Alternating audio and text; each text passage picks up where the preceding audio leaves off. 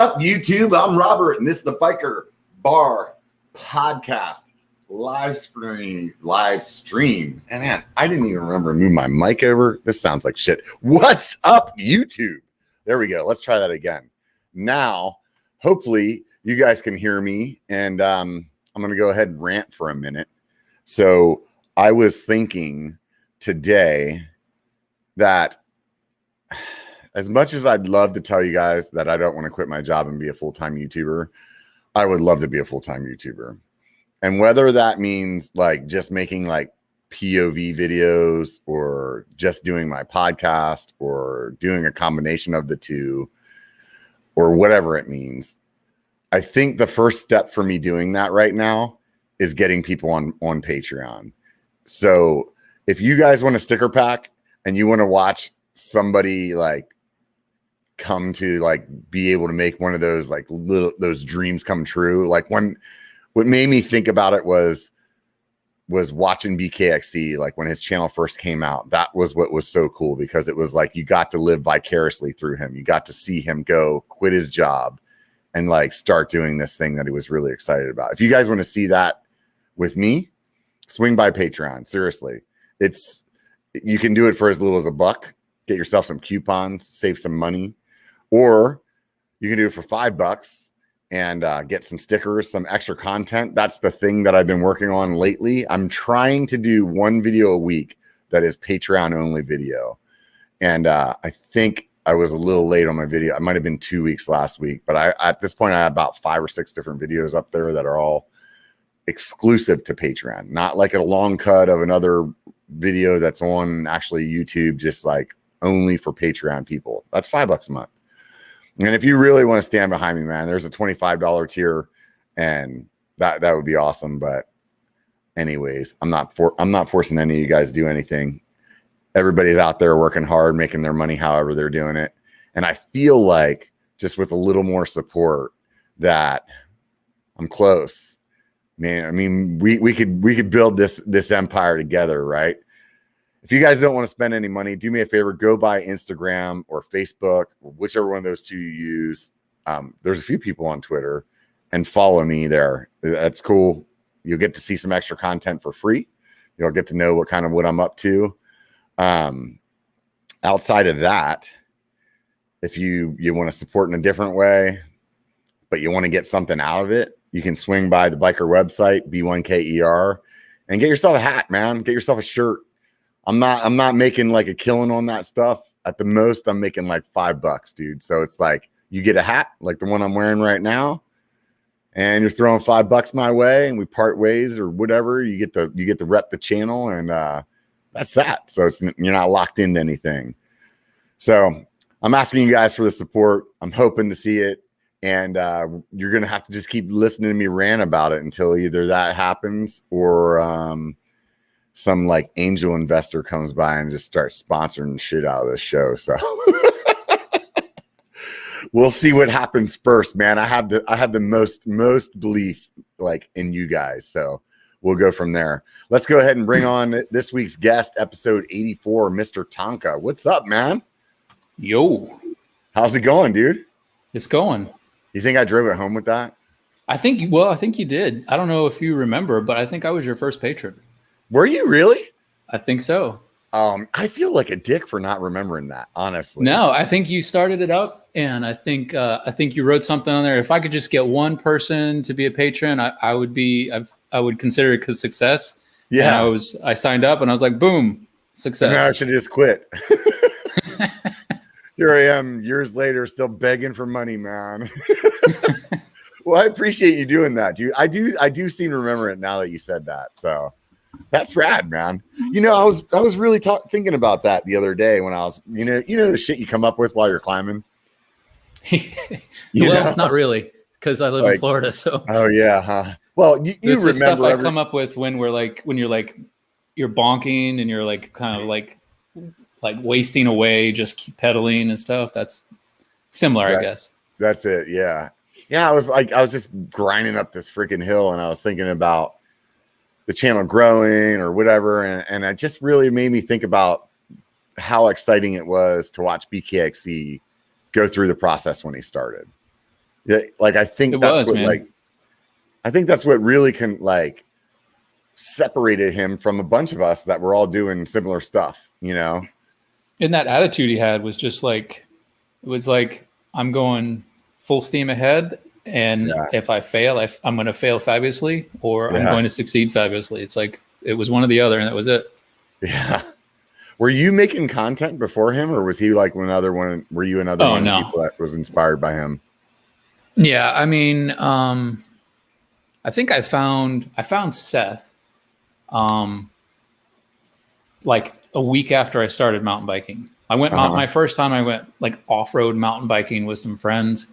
It's in like May of 2017. And this one of the 5 guys that I was meeting who I didn't know had a GoPro, a Hero Session on his helmet. And, you know, like a week later, he sent us all the videos and whatnot, which were super lame. And then I was like, but this could be cool. And so then I started looking at some videos, and I found Seth's channel, and it was right when he got the M Rider Zhiyun gimbal. And I was like, no, that's rad. And so I ordered a gimbal right then. It was just, you know, nothing. I had no aspirations for YouTube or whatever. And I just ordered a gimbal just to record what we were doing and what we were going through. It was going to be better than Guy's session on his helmet, Teletubby engagement. And yeah, so that's basically how I found Seth. And then when they did the Porcupine Rim trail with him and Alex, that's when I found Brian and Alex, and have basically been subs for those guys like from that point on. I think Alex was at 2,000 subs at the time. Yeah, he was really small when they did that. I think Seth was only 50,000. When we say only, but you know, for his 2 point whatever million he is now, that only is 50. But yeah, that's funny that you say that, because I mean, Brian must have been like maybe 10 or 15,000 or something like that. Maybe not even. Sure. I bet he was like 10 or something. But those numbers seemed huge to me at the time. Yeah, you know? Like they still are. I mean, like what, 12,000? Yeah. I mean, I can't complain about anything. I rarely ever put videos out. So yeah. But I mean, you've had some knock it out of the park. We'll get to that in a minute, though. I think that you hit on something a minute ago as well that I wanted to talk about, and that was you're in Florida, dude. How the hell did you get into mountain biking in Florida? Yeah, it's you know, growing up, I've always had a mountain bike, which, you know, is a hardtail bike with 100 millimeters of front suspension and a 90 millimeter stem, no dropper. But I used that for like just riding around town. There was like a 2 or 3 month period where me and a bunch of guys would meet like Wednesdays after work, and we'd go ride downtown Tampa and try to find some fun stuff to ride. Right. But off-road mountain biking didn't happen until June of 17. But so for a long time, I was, you know, I'm a fat kid at heart. I love my ice cream, love cookies. Dang it, I meant to bring a cookie out here with me. But and like you, I went through a weight loss journey, and so I lost a total of like 55 pounds. I was at like 245, 240-ish, 5'10". Okay, yeah. So you're pretty plump. Yeah. I got down to like 175 and then put a little weight back on the right way, I think. And I think I'm like 185, 188 now. But in that time frame, I started road biking because my wife, she was a triathlete or is a triathlete. She rode bikes. So, you know, I got a road bike in December of 2016. So was she doing that stuff all along and you just weren't interested? Yeah, she'd been doing it for like 9 years. Before I got a road bike. Right. You were like, that's your thing, whatever. I'm going to go freaking eat cookies. My thing was like play video games in the morning and, you know, do whatever, eat donuts. Right. Which is fun too. Yeah, it is. It's just a little less rewarding, you know, like around noon, but whatever. Right. So we went on this epic like cycling trip. That's why I got a bike, because I recommended this trip out in Montana. It's like it's 360 miles over 6 days and like 25,000 feet of climbing over those same 6 days. Shit. And it's road biking through Montana, tent camping every night. And I suggested it before you were a mountain biker or before you were riding a bike. I gave her that idea to do with friends. I was like, here, get one of your girlfriends and go out on this ride. It'd be fun. Yeah. Okay. Got it. And all her girlfriends were like, tent camping? Pass. Yeah. Right. But she was really stoked on it. Hotel camping. Right. Yeah. She was really stoked on it. So she kept bugging me. She's like, you need to do this trip with me. You brought it to my attention. I don't have anybody to go with, and you need to do it with me. And I had started losing weight I think it was July 4th. My dad and I were hiking, and some overweight 60-year-old lady passed us on the trail when I was resting. I was like, all right, got to make a change. And that's really cool. And that's kind of like in common, because I started this one right on like after the 4th of July as well. Yeah, that's funny. Yeah, I think it was the 5th was my first day. Same here. I got my Fitness Pal and started going, but so I had already lost like 20 pounds around December, and I was like, and this trip wasn't until August of the following year. And I'm like, I can do that. And my friends are like, you could train for Tour de France in that amount of time. But I was a little reluctant about it. But so I got a road bike and started training. And I'm literally like 10 miles a week was where I started with biking. Wow. And on the road bike too, 10 miles is not far. No, it's not far. No, And I would get home and I would be like lightheaded and nauseous because of, actually doing exercise. And so I built that up. You're really out of shape, dude. Yeah, like bad. I think I built that up to like I was doing 200 miles a week the last couple of weeks before the trip. Wow. And so that was in 8 months' time. Built up to that really slow and like steady, like. That's a lot of miles in a week too, 200. I mean. Yeah. Yeah. So the trip was like great. The trip was not a problem. If I was doing 200 miles in a regular week, with work and everything else, like this trip is like you wake up at 7 a.m. and all you have to do is ride your bike like 70 or 80 miles. Like you have all day to do it. Yeah. Yeah. And then when you're done, there's like gourmet food waiting for you, and they've set up your tent somewhere else. And, it's like piece of cake. Do they still do that? In Tampa. Oh yeah. Yeah. They're a big company. They do that all the time. If I mention it to my lady, she's going to be like on it. We'll be going for sure. Yeah. Put that road bike to use. Yeah. They have so many other trips, dude. We've been to Italy with them. She's been to Mallorca with them. They do Montana gravel. They do Tucson road biking. They do Slovenia. What's the name of that company? Road biking. The Cycling House. The Cycling House. Yeah. I'm going to have to check it out, man. That sounds like, dude, if I told the lady that I was going to go ride road bikes with her for a week to do something like that, oh man. Major. I think I could come home and I could come home, just shit on the fucking counter and she'd be okay with it, man. She'd be like, I can't believe he's going to do that. All I do is bitch the whole time we're road biking. Like, we could be mountain biking today. Like, we go hiking. She likes hiking. I'm like, this trail would be awesome if we were on a bike. I do these things with her. I have to like zip the lip whenever we're hiking. I'm like, God, I wish I was on a bike right now whenever we're hiking any trail. Yeah. It could be so gnarly. Like you're stepping down and jumping down stuff. And I was like, man, I wish I had a bike. She's like, you can't ride a bike on this. I'm like, oh yeah, I can. Yeah. And it would be a lot easier. Worst case scenario, I'd get hurt and I'd just sit here. Yeah. Yeah. They're good people. That Cycling House, like you would enjoy that trip, even though it's road biking. Yeah. Like when you're there, it's like totally immersive and there's really cool people. Yeah. I mean, it's just, and the people, it's like, it's an ex-pro cyclist, an ex-pro triathlete who started this company, and they're good friends. They're like lifelong friends. Yeah. And they built it up. They've got really good guides, really good chefs. Yeah. Everything's inclusive. I mean, oh, that's so rad. My lady's a foodie too, so she'd be like in heaven, man. Dude, the food was way better than the riding, and Montana riding is really good. Yeah, yeah. I would imagine it's beautiful there. I haven't been to Montana, but just judging by the parts of the country I've been close to there, I could see it being really, really pretty. Well, have you ever been to Glacier National Park? No. So they've got this Going to the Sun road there that was built forever the guy ago. that does my tattoos is doing that. Yeah.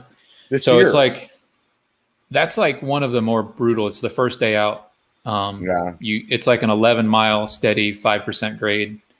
Took like 2.5 hours, maybe. Yeah. Like 2.5 hours to climb it.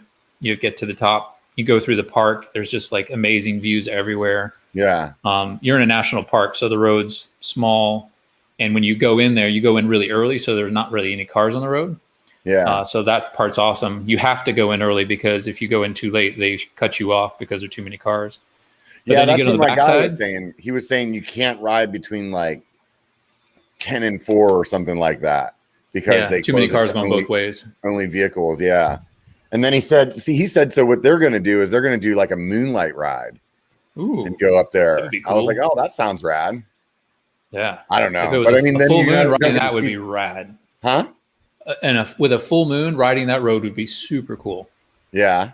Yeah. Yeah. It would be because like you would just have mountain ranges in the background all lit up by the moon. That would be awesome. Yeah. Oh, that's yeah. I'm in, man. I'm gonna have to tell you when we're going. Then you guys could come too. That'd be rad. Yeah, it's so good, such good stuff, and they've got trips everywhere now too. It's like I said, we went to Italy, so we spent like a week in Tuscany riding. This was a pretty easy trip, so it was only like 40, 50 miles a day. Yeah, maybe that's 3,000 feet of climbing. Yeah, really doable. And then you stay at this converted farm that's a bed and breakfast, and it's basically an Italian family there, and you just get the most authentic Tuscan Italian food you could ever ask for. Oh, like man. All week long. Dude, and then I need more people on Patreon just so I can do these trips, dude. Yeah. You want to sign back up? It's funny. That first trip we went on, it was like $1,300 in Montana. Yeah. And now I think the same one's like almost $3,000 per person. Wow. It's just gotten so popular. Yeah. They're booked out for like almost a year and a half. Like if you want to go on a trip, it's gotta be like almost 2 years out to get in. What? Yeah. Damn it. Now you ruined it. Wah. Well, they're just starting up now too. So because they've been locked down like everybody else. Yeah. And so they might not be full up, but. All right. And I don't think the domestic stuff is that far out like the Italy and Mallorca, Spain and all that other stuff is. That Italy one sounds good. That one sounds really good. It was nice. We took like another 4 or 5 days. We went down and stayed a day at the Isle of Capri and then stayed in Rome for a few days. Did the whole touristy thing. Yeah, I know my lady went to Italy when she was younger, and she almost like stayed. So that she'd be amped on that. I've been to Italy when I lived in Europe, and it was pretty rad. I didn't get to be on the mainland though. I was out in one of the islands called Sardinia. So dude, it was really cool. I love Europe though, man. It's like really I love all the history and the culture, and it's just goes back so far. Yeah, it's like way better than like track homes and stucco, you know. Like it's like all day. What are we doing over here, man? You know? Like, can we grow some culture? Right? Just put some water on it or something. I don't know, but yeah, it's kind of crazy. So that trip basically got you riding, like that was the original question. That was a long tangent. Yeah, no, it doesn't matter, man. We got time, brother. So when we got back from Montana, I was kind of I didn't know if I would still like cycling or not, and I got my bike back. Actually, my bike was gone for a week because I used bike flights, and so we got home, and then a week later, my bike showed up, and when it did, I was like stoked to get on riding again. And so one of the things I did is I shipped my bike out a week before that ride, but I still wanted to get a ride in. So I rode the only mountain bike I had at the time, which was a Specialized Enduro Evo. So coil shock, coil fork, Enduro from Specialized 2011. I got that because the bike I would ride around town, I didn't ever maintain it, and the air shock would always get busted up, and I'd always have to try to rebuild it, and then I wouldn't ride it for months and months and months, and then it would be bad. And so I was like, I'm going to coil. And the guys at the shop tried to talk me out of it, and they couldn't. So for that week, my road bike was gone. I was riding that thing down on some trails, and I was like, this thing sucks to ride in Florida. You're like, just sucks. Like the guy said. Yes, it was the most. And I'm riding like XC trails, not like today's XC trails, but like XC trails of like 6 years ago. Basically, just a grass path that's been worn down. Yeah. And it was just the most miserable experience I ever had. And on that trip, so I started in that week. I started researching. I was like, I got to get a lighter mountain bike. And so I started researching stuff. I was like, I got criteria. I want something that rolls over rocks and stuff easy. I want something that pedals well, and then something that's light and full suspension. And so everything I was reading pointed me at a Yeti SB 4.5. Oh yeah, that makes sense. That totally makes sense. Yeah. So on this Montana trip, one of the guides owns a bike shop in Whitefish, Montana, and she's a Yeti dealer. And so she started telling me about it, and her partner that she was, in business with, they were telling me about it and everything. And so basically confirmed everything I read. And then, so when I got back, I decided to order one. So I think it was like November of 2016 that I got it. I think it was that November 2016. So it was a 2017 model. And I didn't write it until like May of the next year. Because you were a full-on roadie, dude. Well, and I don't know anybody. I didn't know any mountain bikers, and I didn't know where to go. Yeah. Like all the stuff that's here and around here now. I mean, I grew up in Florida, but all the stuff that's here now, that there was nothing here before. It was like if you wanted a mountain bike on something that you were on somebody else's trails, but even then you weren't even mountain biking because all they did is build BMX jumps. So there were no trails being built anywhere, unsanctioned or otherwise. It's a lot of that, kind of back in the area that you're in, even up into Georgia. I know one of my buddies is in kind of like South Georgia, and he was wanting to get into mountain biking from watching my videos. And I was like looking around, and it was like, there's like old fire roads, that go through like land that you can ride on, but it's not like any kind of like real trails until you like kind of get up to like Atlanta or something like that. At least it seemed like they were very spread out, Yeah, and, I mean, you're right. Yeah. So I was telling him at the time, I was like, dude, you should just get like a gravel bike. Dude, I know it's not a mountain bike, but you're going to have like way more fun on that, Yeah. I used to say, I'm like, why would I ever want to ride a gravel bike? I just ride a mountain bike.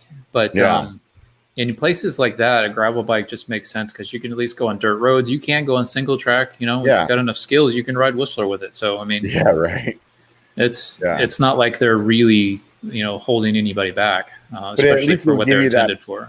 Yeah, it at least give you that sense of adventure that you feel from going off a paved road, Yeah, totally. So, but yeah. So anyway, so you're looking around for trying to figure out trails or whatever. And so how did you get in? I wasn't even doing that. Yeah. I wasn't even doing that. I had that mountain bike. I had heard of Santos. So I took it up to Santos and I rode around some green trails one time, brought it back home. I looked at a bunch of stuff there. It was like, whoa, this is way above my pay grade. Yeah. And I rode there once, and then something happened with health-wise, nothing serious, just like in my gut, like I couldn't absorb fluids, like I couldn't get hydrated. So road biking was like miserable. Right. But I was already like hooked into activity and doing something, doing something kind of big Saturday mornings. And my wife hooked me up with a friend of mine, who's a friend of mine now, but there were, kind of like work colleagues a little bit. And I had met him way back anyhow, and he was mountain biking. And so, she set us up. He's like, hey, I'm going to this place here on this day. And I'm like, yeah, if it's okay, I'll join you. And he's like, yeah, sure. And so, and what I didn't know is my wife is in the background telling him how good I am. I'm like, no. They'll tell him I'm good. And we show up there, and there's 5 guys. So she's telling him that you're a good mountain biker? Yeah. Oh, shit. Like, because she sees me wheelie around while I'm riding with her when she jogs. That's what I would mountain bike with. I would ride my bike, but she jogged the neighborhood, and I would like wheelie around and like bunny hop the curb and stuff or whatever. Right. So she's like, he's almost pro. Yeah, right. So 5 guys pile out of Suburban, and they've got a North Shore rack on the back with all these badass mountain bikes on it. And one dude gets out, the guy that I was riding with, he puts a full face helmet on, and he's getting pads on and everything. I'm like, what are we doing here? And they were like, oh, don't worry about it. He wears that riding around his neighborhood. I'm like, I don't know if this is joking or yet. I'm like, all right, I'm just going to hang out in the back here. I'll follow you guys in. Right. And like 100 yards into the trail, the guy with the full face helmet and all the pads goes OTB and knocks the air out of himself. And he's like, and I was like, all right, maybe that's warranted for him. And it ended up, it was like we rode at one of the most technical places around here, and we did almost every trail. And they were all like really surprised, like, how long have you been mountain biking? I was like, this is pretty much my first day off road. And they're like, what? How is this possible? And I was cleaning stuff that they weren't, like punchy climbs and some steeper little drop stuff. And I guess it just felt a little natural to me. And they actually like questioned me, like, well, how is it that this is possible? I guess they didn't believe that I was just off-roading essentially for my first time. Yeah. And I guess we chalked it up to like my skateboard background, like just having like the ability to know where your body is in space and like how to move things, I guess. Yeah.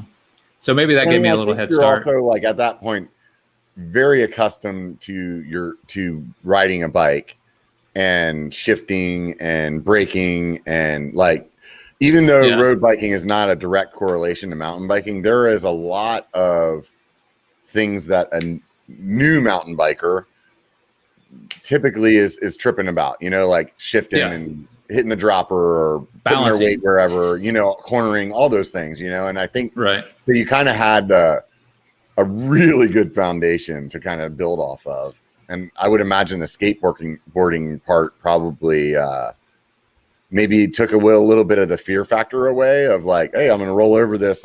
You're used to dropping in on a half pipe or something like that, or a skate park or something. Well, I remember that day. There's this one feature, this place, Carter Road. They have this these three trails are called Three Fingers, and because they're little peninsulas that jet out into like the swamp. And so you're riding on this tall ridge. It's like 25 feet down to the water. And on the third finger, there's this big like mound that it's a steep roll, and there's several ride around lines on it. And I got up to the top, and I remember thinking, I was like, well, you got this expensive bike, let it do its work. And I just like dove into it. And they were like, whoa. Like, I think that's like, actually the bike's supposed to be able to handle this, right? Yeah. I mean, obviously, once again, you did have a level of skill, but I think that more often than not, if we approach things with that attitude, we probably would be a lot like successful pretty often, because those bikes are amazing, man. Yeah, the bikes today are just like, they're stupid good. There's like no bad bike out there, period. Yeah. I mean, once you get to a certain price point, unfortunately, there's just nothing bad. What do you think that number is? Like $2,000? I was thinking, if you get anything over 1,500 for a hardtail, you're set. If you get like 2,250 for a full suspension, it's as good as any $6,000 bike. It'll do everything a $6,000 bike will do. Yeah, it's just a matter of preference and feel and that kind of thing. Yeah, I mean, all the like bells and whistles that you get from there up are really like, preference and feel. And I mean, they make like incremental changes in ride quality instead of like huge gap changes, like a dropper or no dropper. Yeah. From like a Walmart bike to a $1,500 bike is like, you could be a person that doesn't ride a lot of bike and you're going to notice the difference. Like pretty. You put them on one bike and then put them on another. Like they'll be like, oh yeah, this is the one I want. Yeah. Like, immediately. Yeah. That would be fun to do. That sounds like a good video. Go to like a pump track with like a cheap Walmart bike and a good bike. Like people that don't ride bikes, they don't know the difference between the names, right? I mean, Walmart sells a shitload of bikes because they got cool paint schemes and stuff, right? And they say off-road capable. And So they say some weird stuff like hydro or carbon. Yeah, right. That'd be interesting to see like what people's take, like complete noobs take, were on the two different bikes. Yeah, it would be. Yeah. Like you said, like when you start upgrading stuff, I'm looking at my bike now, and it's like those E-wing cranks, that we were talking about before. For like those of you guys that don't know, those are cranks. You said cranks. It was a little muffled on my end, so they're like titanium cranks. So him and I had a conversation about these about a week ago. Titanium cranks, and they're stupid expensive. But you put that on if you take somebody's $2,500 bike and put those E-wing cranks on them, and the guy's been riding for even 6 months, probably not feel a difference. Yeah. But if you've been riding for a year or more, and you're really in tune with everything, then you notice a difference. It's actually more substantial the more in tune you are with everything. Yeah. I personally, I got the E-wing cranks because of that. I did the same thing recently. Yeah. So those of you guys that are listening, the part of the carbon crank that he's holding in his hand that goes around the bottom bracket is just snapped from the top, and it kind of looks like Pac-Man trying to go. Yeah, this is the other side of it. Yeah, it's just pulled right off of it. And I did the exact same thing. Unfortunately for me, I was going. I have a Garmin computer that keeps track of my jump metrics. Yeah, the hang time stuff. So it keeps track of, for every jump, it keeps track of your distance, your hang time, and your speed. And so I looked at, I crashed on a jump, and I went back and I looked at the data, and I was going 23 miles an hour for that jump. Mm-hmm. And when I landed, that crank arm broke.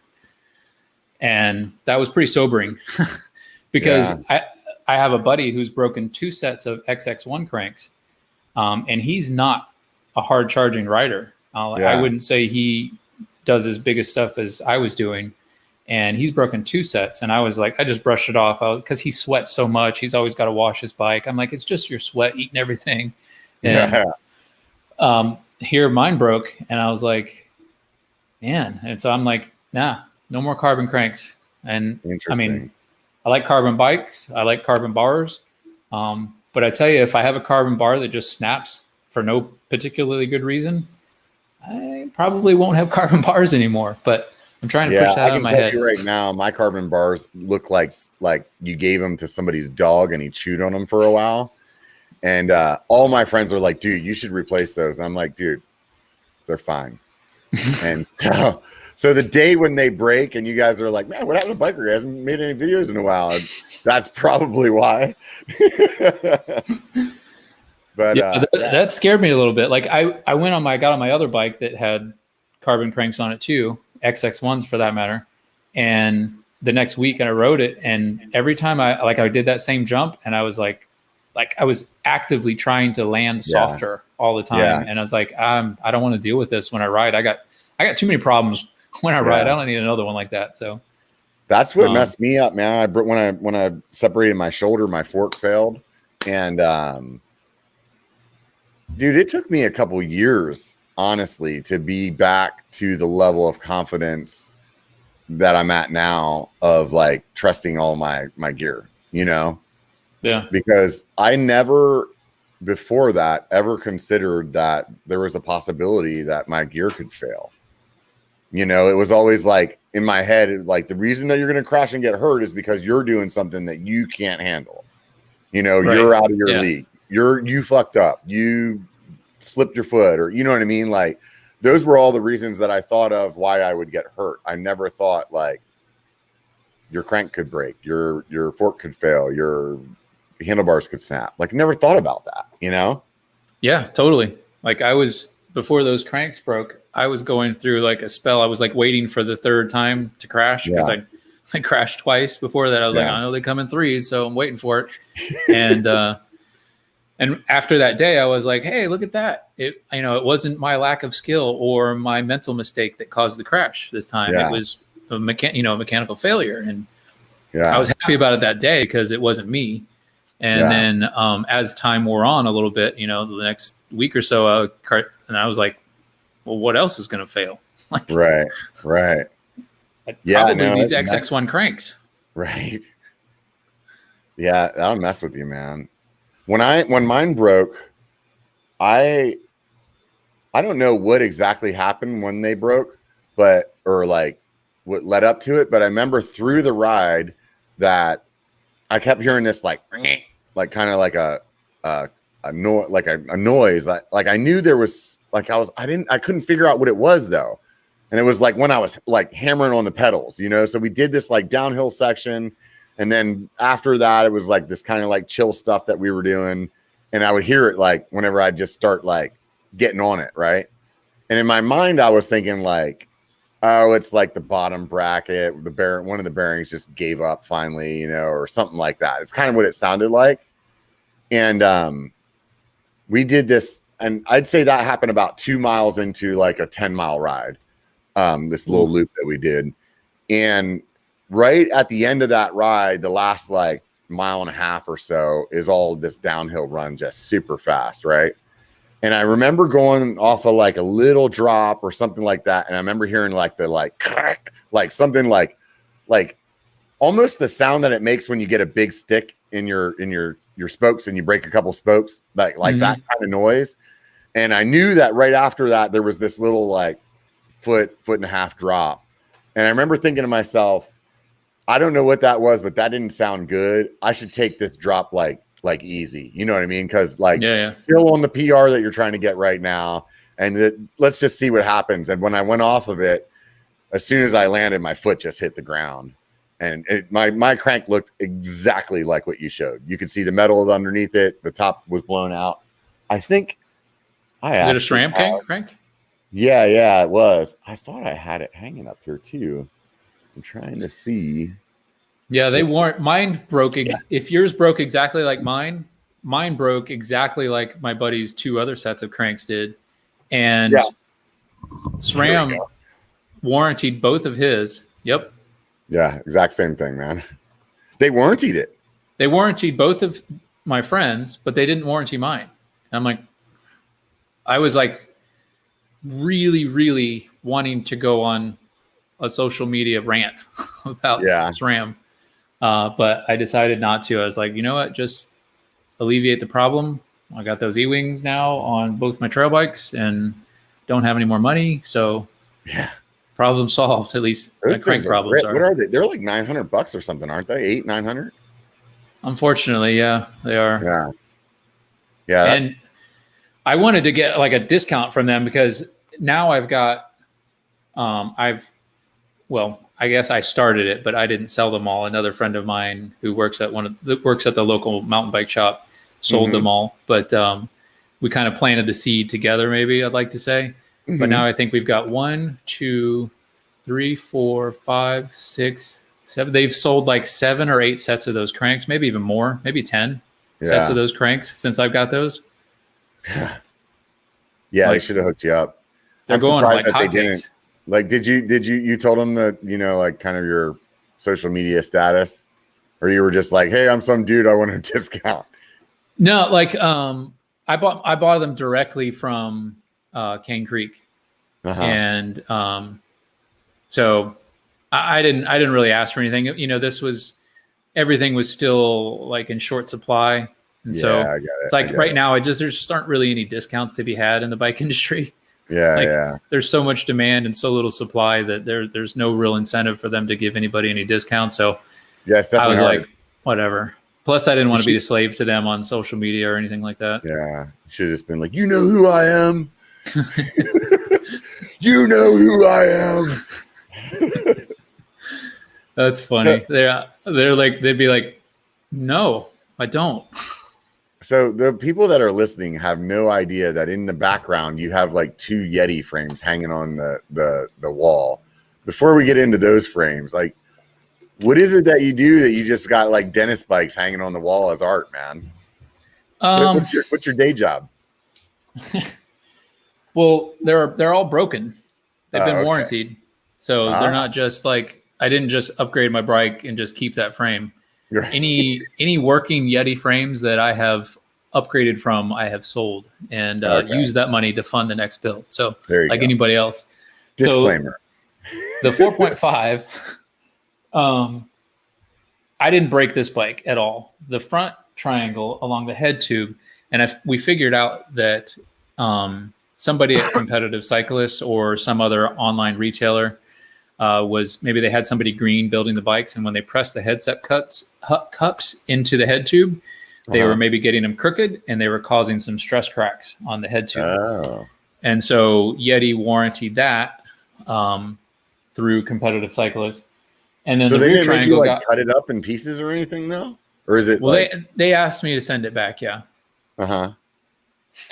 Still working on that. Yeah, I got the box upstairs somewhere. But yeah, I got it. The rear triangle had this weird sound to it, and we finally figured out I found somebody on YouTube that posted a video of it, of him figuring out what his was, and it's the rear derailleur hanger goes through the frame, and it's either the frame or the derailleur hanger is out of spec, and it made a weird noise, like a creaking noise, but it was just constant.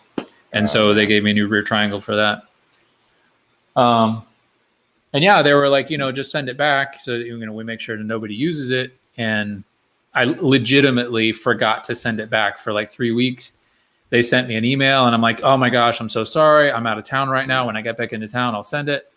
And then I got back into town and totally forgot about it. Yeah, and then they gave up. They didn't ask for it again. And then I came across it in a box and I was like, oh man. And I was like, let me think about this for a second. So I just hung on to it. And then by this time, I broke that rear triangle on this SB5. You can't really see it right there, but that's the one I broke in snowshoe. And then the front triangle, the SB5, got some kind of top tube crack in it that they said they'd seen a stress crack there before, so they warranted that. And I had to buy a new rear triangle. So, and they wanted me to send that back too. But I mean, the whole deal with them sending it back is so that they make sure that you don't sell it to somebody. So I feel like I'm not selling it to anybody. I wouldn't sell them to anybody. So I'm not I'm not breaking the spirit of the law. Yeah. You should just be like, dude, you want me to send you a picture like every week of where it is on my wall? Right. I'll give you guys access to my Ring camera in my garage. You can check on it whenever you want. Yeah. And those are a set of trail wheels that I bought. My first set of trail wheels that I bought, and I broke one on a very square edge rock. And they actually warranted that for me. Noble did. And they hooked me up with their TR38s, their enduro wheel, which I've been rocking ever since then on both of my trail bikes, Hardtail and the Yeti. And I just decided to upgrade the front one too. And so why not put them on the wall? So you work for the FBI. You don't want to tell me you're like, you what? You work for the FBI. You don't want to tell me. You're dodging my question, man. What was your question, dude? What's my day job? Yeah. I own a floor covering business. That's awesome, man. Dun, dun, dun. So glamorous. Yeah. It was probably better to tell all the other stories. Yeah. If I would have known you were going to ask that, I'd have had something prepared. Yeah, right. Yeah, you don't know who I am, dude. I could make or break this business. Yeah. Seriously, I could tell you, but I'd have to kill you. Yeah, right. Probably half people watching won't get that reference. In the last few minutes have like done one of two things, and I'm not sure which one it is yet. You've either made me never want to buy a Yeti, or very inquisitive of what the hell you're doing riding wise to be breaking these frames. Well, like I said, that one I didn't break.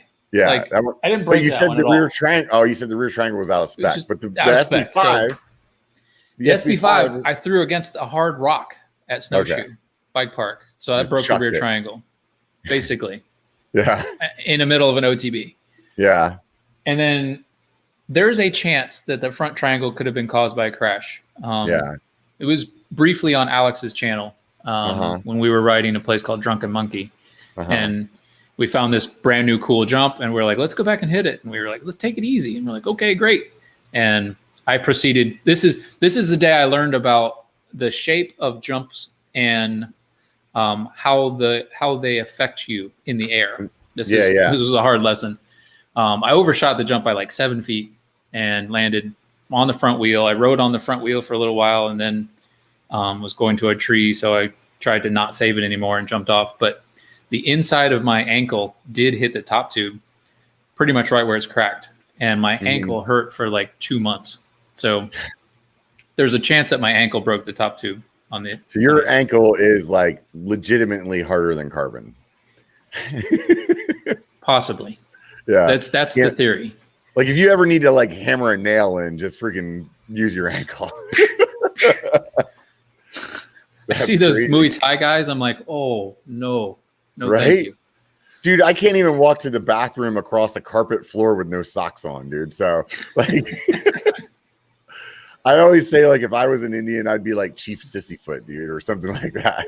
Oh, dude, I'm the same way. I don't know why, but when I grew up, I never went anywhere barefoot. I always had shoes and socks on. Like, it's that my feet are just useless. Like, if I go in my own pool for like 2 hours, my feet are bleeding.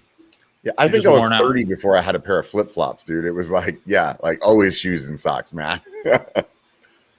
Yep, that's how I rolled. I don't know why. You wouldn't think Florida man would be that way, but right. That's how it happened. That's good stuff, man. That's definitely good stuff. So you're full on the Yeti tribe. They should make you an ambassador or something, dude. Whatever. They don't know me. They don't care about me. I don't really care about them. Yeah. But I just like that's the thing. I'm not a Yeti fanboy. Like, I don't care if it was a Hyundai bike. If it was that frame, I'm gesturing to the bike I ride now. If it were the exact same frame and had a different badge on it, even if it said Santa Cruz, I'd probably still ride it. Oh, and really? That says a lot. You don't like the Santa Cruz, huh? I dislike Santa Cruz more than I like Yeti. All right, guys, stream's over. We're done talking here. Oddly enough, I feel the same way about the Bronson. I understand what you're saying, because that bike, I just love the way it rides. I love everything about it. And I apparently today love throwing it at rocks too, but I mean, it's still like, it's been a great bike. And it seems like every time they revise it, it's better. And I guess you would say that in a sense I am a fanboy, because the first bikes that I look at when I'm considering something else is a Santa Cruz. But I think that's really built off of how happy I am with what I have.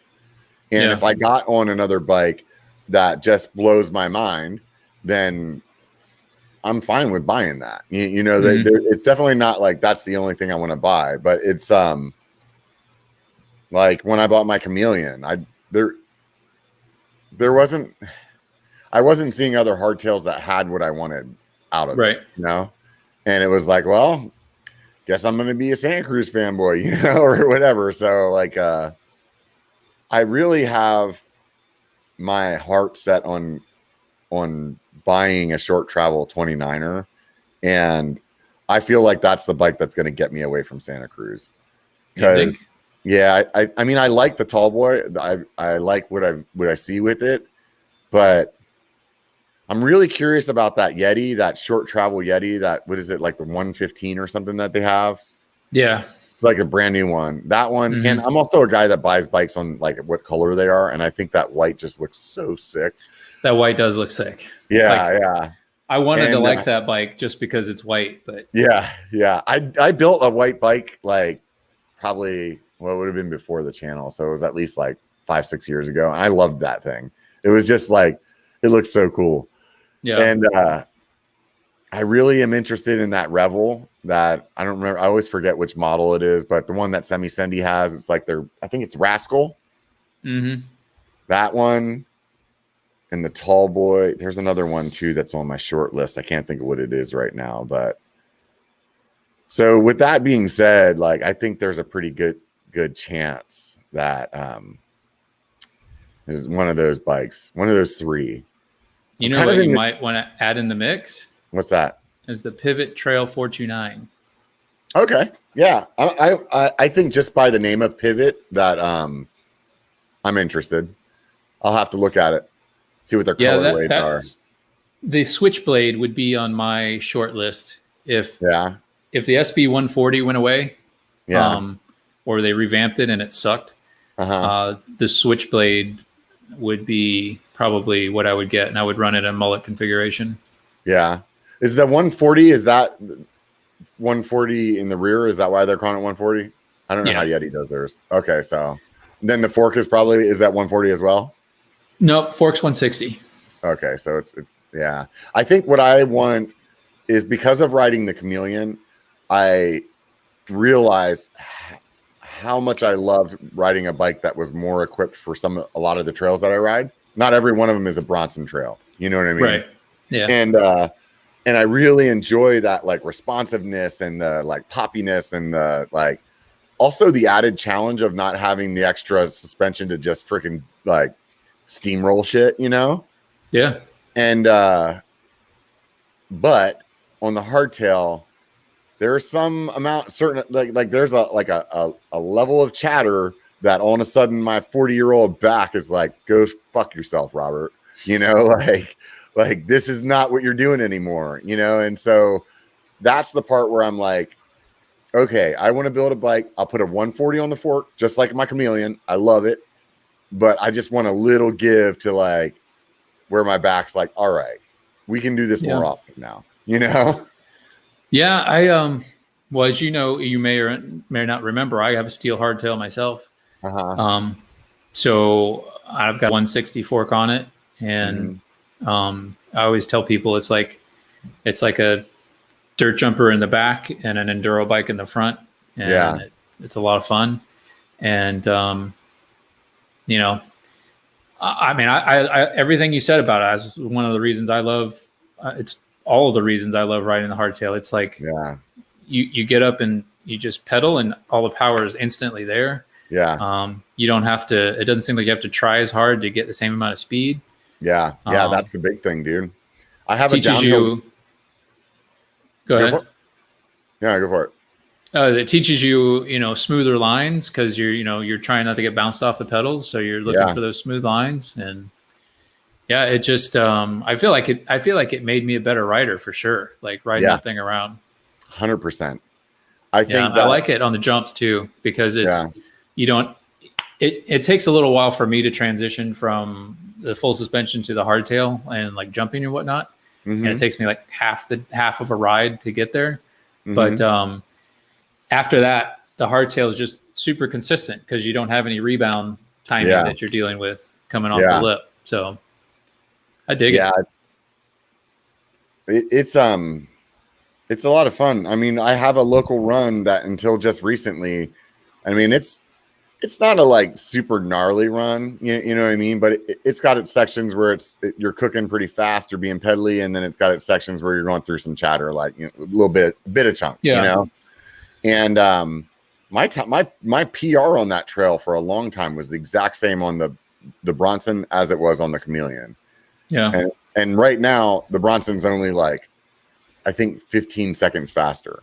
You know what I mean? Which is a lot of time, you know, on a what is it? Yeah, it depends how long the segment is, It's like 2 miles, you know? So I mean it's not a whole lot of time, but at the speed that we're going, it's like at that point it's a lot of time because it's like if I make a PR better, that's by like 3 seconds, I'm stoked. You know what I mean? Because it's like I'm like pinning it as friggin' hard as I can right now. I'm not making big jumps, you know. In skill set on that one. So, I took the Yeti SB5 to Raccoon Mountain on like a year and a half ago. I don't know, maybe it's 2 years ago. Maybe a year ago, I guess. I don't know really when, but on the beginning of May, I took that bike and rode Raccoon Mountain. And then we went back at the end of May and I took my hardtail and rode all the same trails. And I had video footage of everything. And I was faster on the hardtail going through all of that than I was on the full suspension. All of the jumps, all of the rollers turned into doubles on the hardtail just because I was going faster and it was easier. So, and even in the chunky stuff, it was like whatevs, no big deal. Got 2 6 tires, big fat fork, and it was good. I think for me, like on that run, I've watched my friends with the full suspension. When we're tailing each other, they'll pull away from me when we get into the chatter because I'm braking to try to keep from bouncing off the pedals, or my lines are going to be a little different or whatever. But as soon as we get to somewhere pedally, I catch right back up because that's that instant power transfer. It's like, I get out of the saddle and just hammer on my Bronson, dude, I'm losing so much from the suspension just compressing, you know? And that thing, dude, you get out of the saddle and start hammering, it's like, oh, you want to go? Let's do it. You know, like it's fun. Every time I ride the hardtail, my riding buddies, we ride together all the time. He'll be with me, and invariably, every time I ride, he's like, I always forget how fast that thing is. Because he's right behind me. He's like having to work a little harder. Yeah. That's super rad. So, Mr. Tonka, how'd you come up with that? It's kind of silly. Yeah, let's hear it. It was just so my wife she likes old trucks. She had a 96 Bronco and she loved the older Broncos. So we found a 66 Bronco. So she had the first year and the last year of the Broncos were made, of course, until now. Right. But the 66 Bronco, she named it Tonka, and because it was yellow with a black stripe on it. Yeah. So like the Tonka trucks when we were kids. Right.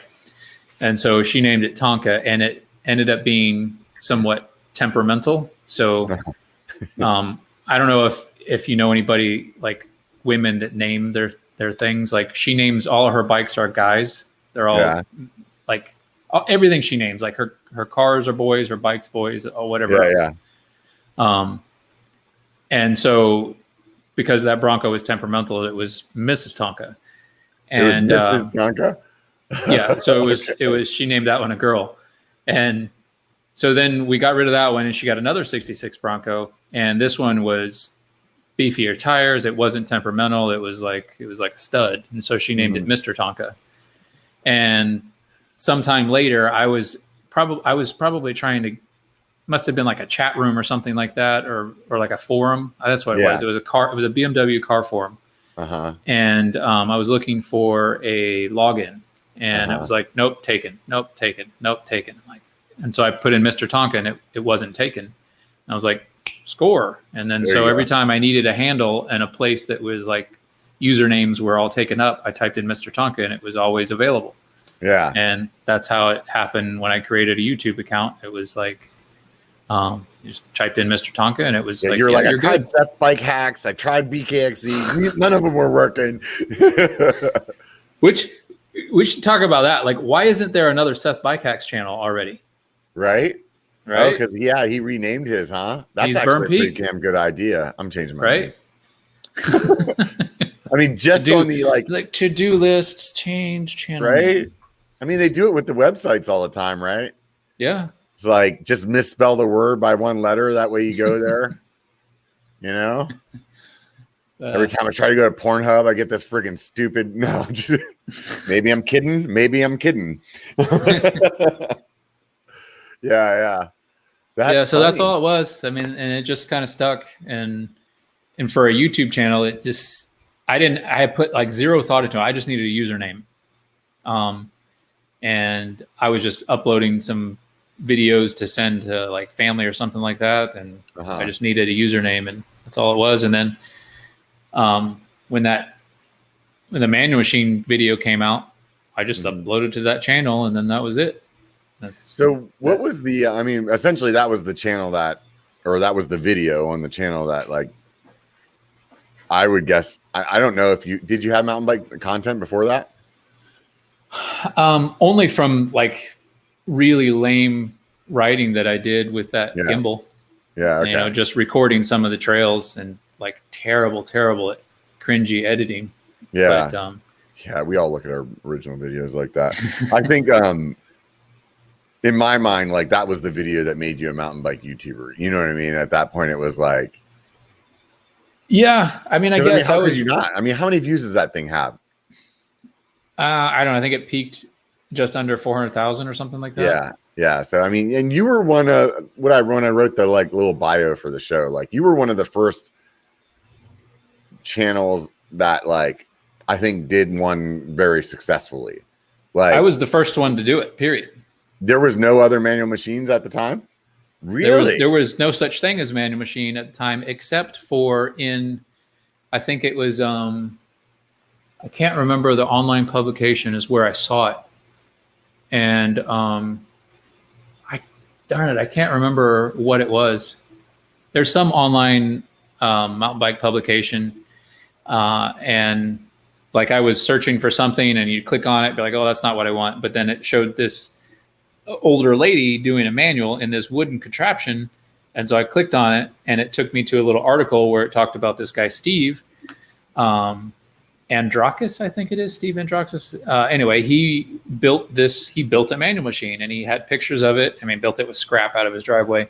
And had pictures of it and sent it into this magazine. The magazine published it, and that was it. And so I was like, well, I'm going to make one myself and see what happens. And I decided to record it and make a video. I was like, so it was like the first video I expressively made. It was a DIY video.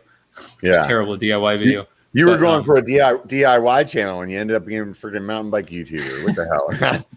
You could be rolling into money right now if it wasn't for that.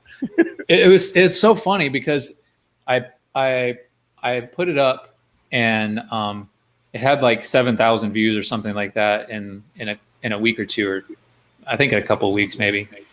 And my friend was like, you should monetize your channel. And this was back before monetizing your channel had no restrictions. You just you just had to say I want to do it. Yeah. And I was like, nah, it's no big deal, whatever.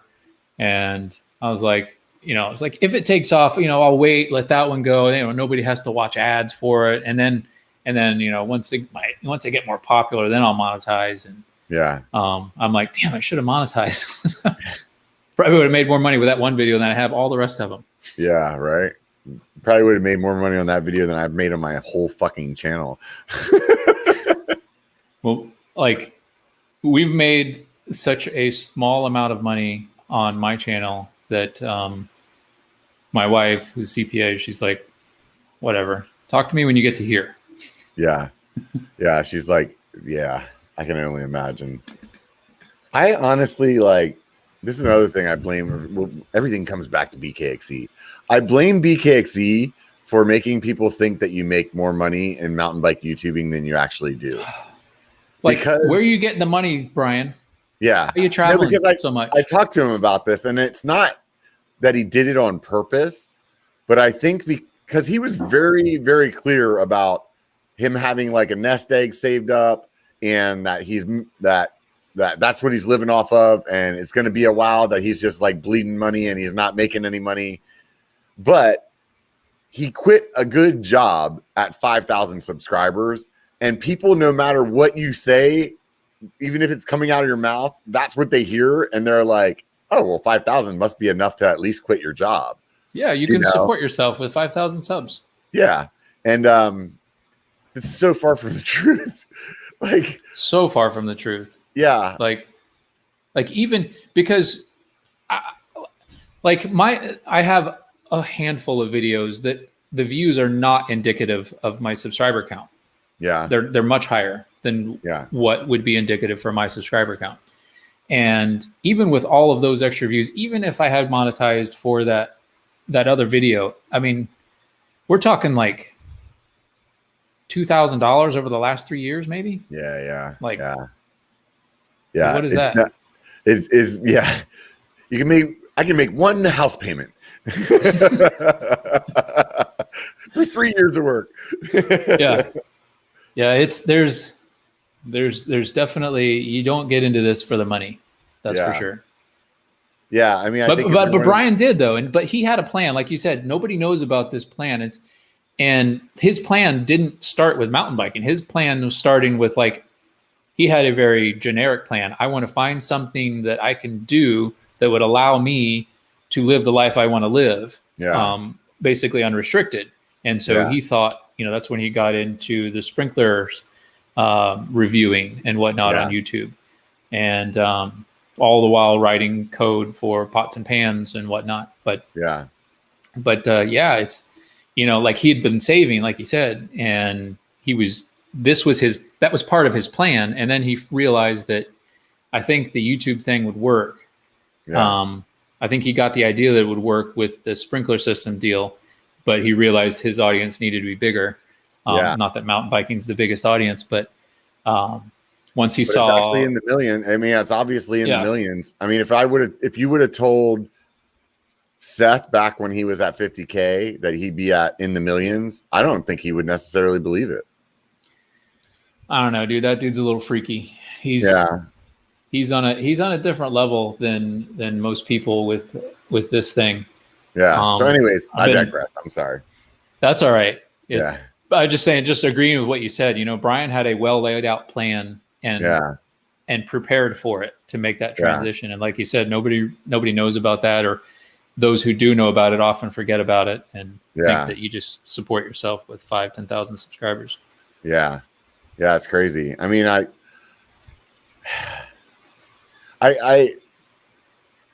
think that if I'm being honest with you, I think that my place in the mountain bike YouTube space is this podcast. I really think that this is the spot where I feel like I can shine the best. I don't think I'll ever quit making the POV, thought out kind of videos, but I'm not nearly as good at that as I am holding a conversation with somebody I don't know, or I do know, and making it entertaining, or at least I think it's entertaining. You know what I mean? Like I feel like this is way more in my wheelhouse, like for, I don't know about you, but for me, like every time I've tried to do a product review video, I realize how much I fucking hate it. It's just and how much more in depth you need to do, like how much work it actually is. Yeah. Like trail features, Joseph, and he must have some type of a research background, because he gets all the data, lays it out, includes everything in the video, does a really, really good job. And I'm like, when I think about doing a review, I was like, I got a new fork for my bike. Let me compare the two of them. I'm like, you suck at that, dude. Yeah, me too. Horrible. Like today, I watched MTB Savant's GX Axis video. Amazing. Yeah. I could never make that video. I could work on that video for 2 months and it wouldn't be that good. You know what I mean? Like, like it's just like, it's a skill set I don't have. And although the videos on the BYKER channel, I'm proud of them and I enjoy them, and I'm definitely getting better at them, I don't feel like that's going to go as well as this will, Well, it's just got like, I mean, not like doing whatever videos you want has, restrictions to it, but this, like, you can build this up, start getting, pro mountain bikers in here. Yeah. It's not asking a whole lot from them to spend an hour and a half on a podcast, from their house. It's no big deal for them, Yeah, 100%. So like you could start getting all kinds of people in here. I mean, as you already have. Yeah, exactly. And I think the thing too is like the more every time I bring on another company that is doing well, it makes getting the next company on even easier. Yeah. When I can approach them and say, hey, I've had Envy on, TRP, Osprey, Fazari, whoever, like all these companies that are like box components. They're like, oh, okay, well, this guy obviously is doing something that all those people talk to him. Right. So here's some validity to that, and definitely.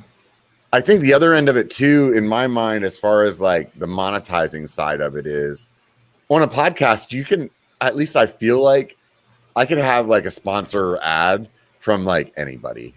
Like I would feel really weird putting like Dollar Shave Club into the BYKER POV videos. You know what I mean? Right. But especially since you have a beard. Podcast and saying like, hey, Dollar Shave Club's freaking sponsoring this shit, man. I've been using it, freaking getting rid of this and that, and it feels good. And like that makes sense, Right.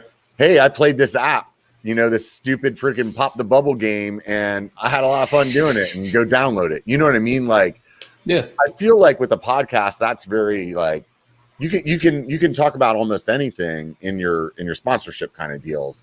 And it's just a matter of building the following, and I think that's where what I'm trying to do now. I wish that sometimes I'm like my own worst enemy though, too, because I'm so interested in a bunch of things that sometimes I'm not focusing well enough on one of them, That's the story of my life right there. Yeah. Some ADD like I've got footage and scripts written for like 7 videos, but they're all like 85% the scripts. Yeah. Like, that's your process, write the script, then film, or how do you do it? No, it's I don't actually have a process yet. I do a lot of BKXC writing, and filming, like he talks about, he's on a fishing expedition, looking for something to happen and then make a story out of that. Yeah. And I just not as good as fishing as he is. Yeah, right. That's pretty much what it boils down to. Yeah. I've got some stuff, and I've recently had some more ideas of how to try to incorporate everything. And I think one of the hardest things when you're starting out and you're trying to tell this story of your adventure that you had, like the one video I want to make, I got a downhill bike. And so we were in lockdown. I was going to go to Snowshoe. I was going to go to Whistler. It's going to go to bike parks in Colorado. Yeah. I was going to go to Washington State. I was going to do so much riding last year in 2020, and it all got foobarred with COVID. But I can see the I got a downhill bike. I live in Florida. Bought a downhill bike. Yeah, but why? Right? Florida man buys downhill bike. Dude. I'd click on it. What the hell is this guy doing? So, we packed up our trail bikes and our downhill bikes, and we went to North Carolina for a week. And while we were there, we went up to Windrock Bike Park. And so it's like, I want to tell this whole story about this whole thing. That it was like an epic week for me. Yeah. But I want to make an hour-long video. That's the hardest thing. It's like, just the, take all of the awesome bits and then just take the most awesome bits of that. And that's what can go in the video. And I think that's the hardest part, is being really brutal about cutting out stuff that is less important for the viewer than it is for you. That's the thing that I think you're saying that you started out with, is like, that's the hardest thing for like people that are new. And I agree 100%. That's the hardest thing to do, is when I watch my old videos, cut it. Yeah. When I watch my old videos, that's what's going through my head. I watch it, and more than like the transition or the this or the that, cut. I'm like, should have cut. Yep. Cut there. Why didn't you cut there? You could have cut there twice. You could have cut there and then left 40 seconds and then cut again right there. Oh, it's so annoying. Even with really good videos, I think, that were received well and had high view counts, for me, 25, 30,000 views. I'm like, there's like 2 minutes of in here that's superfluous, doesn't need to be here.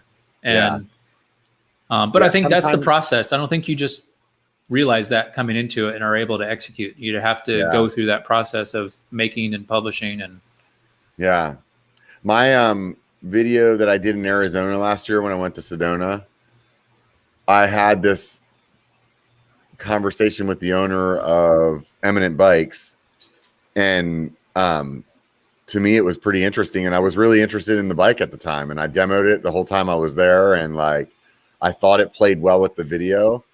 And every time I watch that video now, because I still I watch my old videos a lot, we'll be kicking it in the garage and be like, oh, dude, we'll talk about some ride and we'll put it on, Yeah. And every time I get to that interview, I click through it, it's like, I should have kept 10, 15, 20 seconds of it, and instead I have a minute and a half of the conversation. And it's like, the flow of the rest of that video was great. I bet you if I looked at the avalanche freaking drop in view right at that moment, it's like, but video, YouTube's just so weird. I think you think you have a fun thumbnail and a fun video, and then you upload it and it's like, wah, wah, wah. Yeah. And then you have something that's like, whatever. And it's like, whoosh. Yeah. My how to be a YouTuber video is still probably my favorite video that I've ever made. And it's still doing horribly. Really? And it's like, oh yeah. I've changed the title. I've changed the thumbnail. I know it's that because the retention time on it is good. Yeah. I just can't rope in the right audience with it. And I don't know. I love think that part video. of the thing for me is if I'm putting that much, like Brian does his fishing expeditions, I rarely put a lot of forethought into, okay, I want to make a video and this is how I'm going to do it. It almost never happens like that. Yeah. And when I do put a lot of forethought in it, there's one video that I have that I've actually got lots of footage for it. I've got clips from it.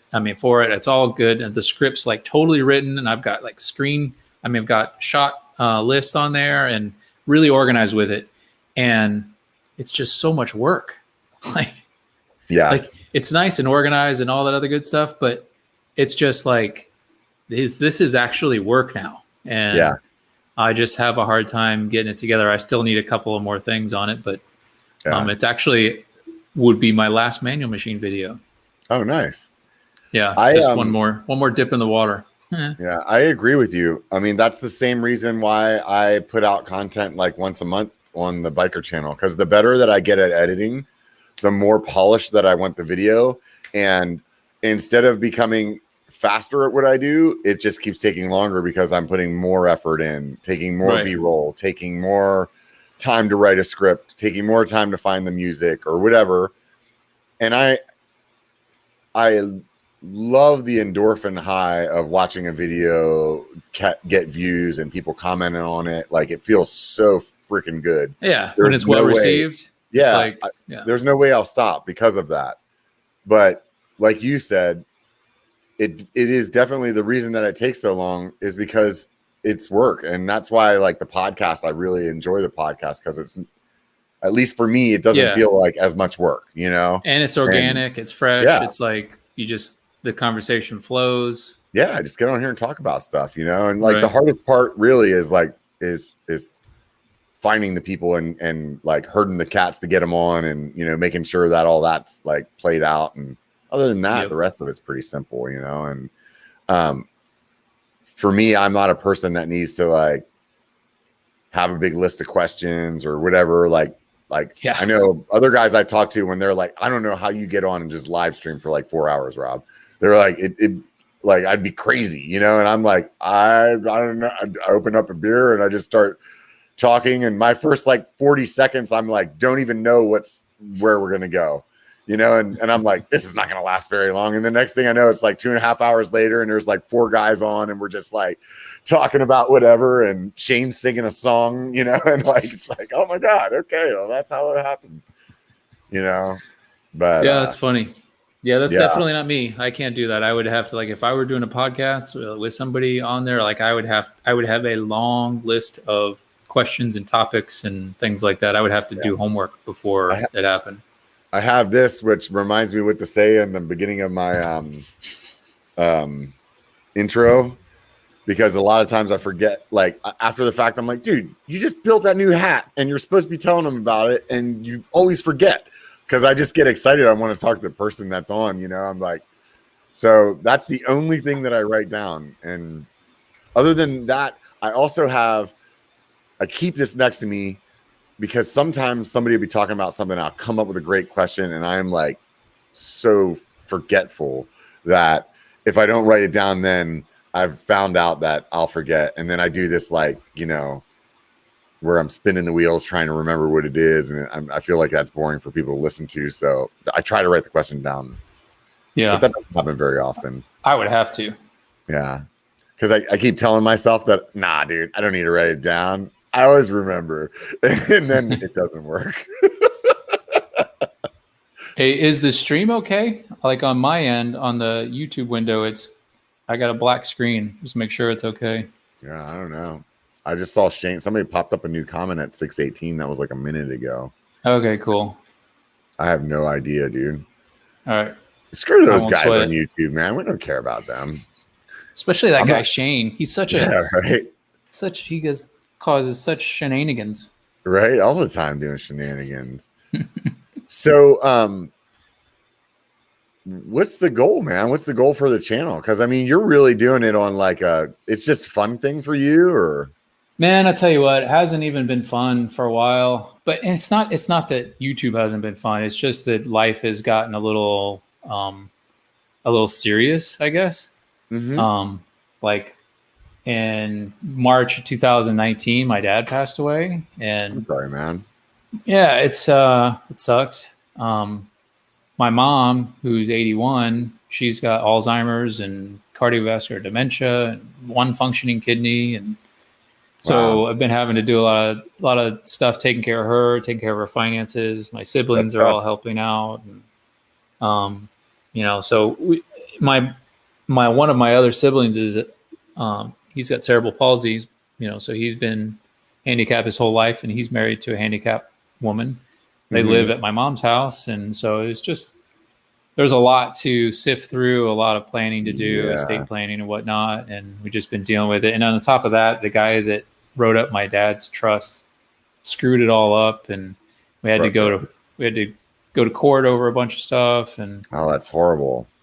And yeah, so it's all, it just kind of drained the fun out of life. And with riding being therapeutic, it was just like, I just want to go ride. Yeah. So like, even when we did go to North Carolina and Pisgah and Windrock, I recorded everything, but there was very little intention to do anything with it. I was just recording because, hey, you go to Windrock for the first time on your first downhill bike, you record it, right? Yeah. So it's like just what most people do with a GoPro. You record everything and don't ever watch it, right? Yeah. Except you hear me talking to the camera every now and then about something sketchy. But so creativity has been hard to come by lately. And I got this fancy new camera, the new webcam. And that's brought a little bit of creativity back because it does some things that my old camera doesn't. And so I'm getting a little bit back into photography some. So taking it out on the trails and photographing my buds and whatnot, getting big air in Florida. It's coming back, I want to be a better photographer. I really do. The whole reason I bought a camera was not because of YouTube, because honestly, I was doing fine, and I still do the majority of my videos with my Osmo and my GoPro. And I don't even really need the Osmo either. You know what I mean? Like I could do it all still with the GoPro.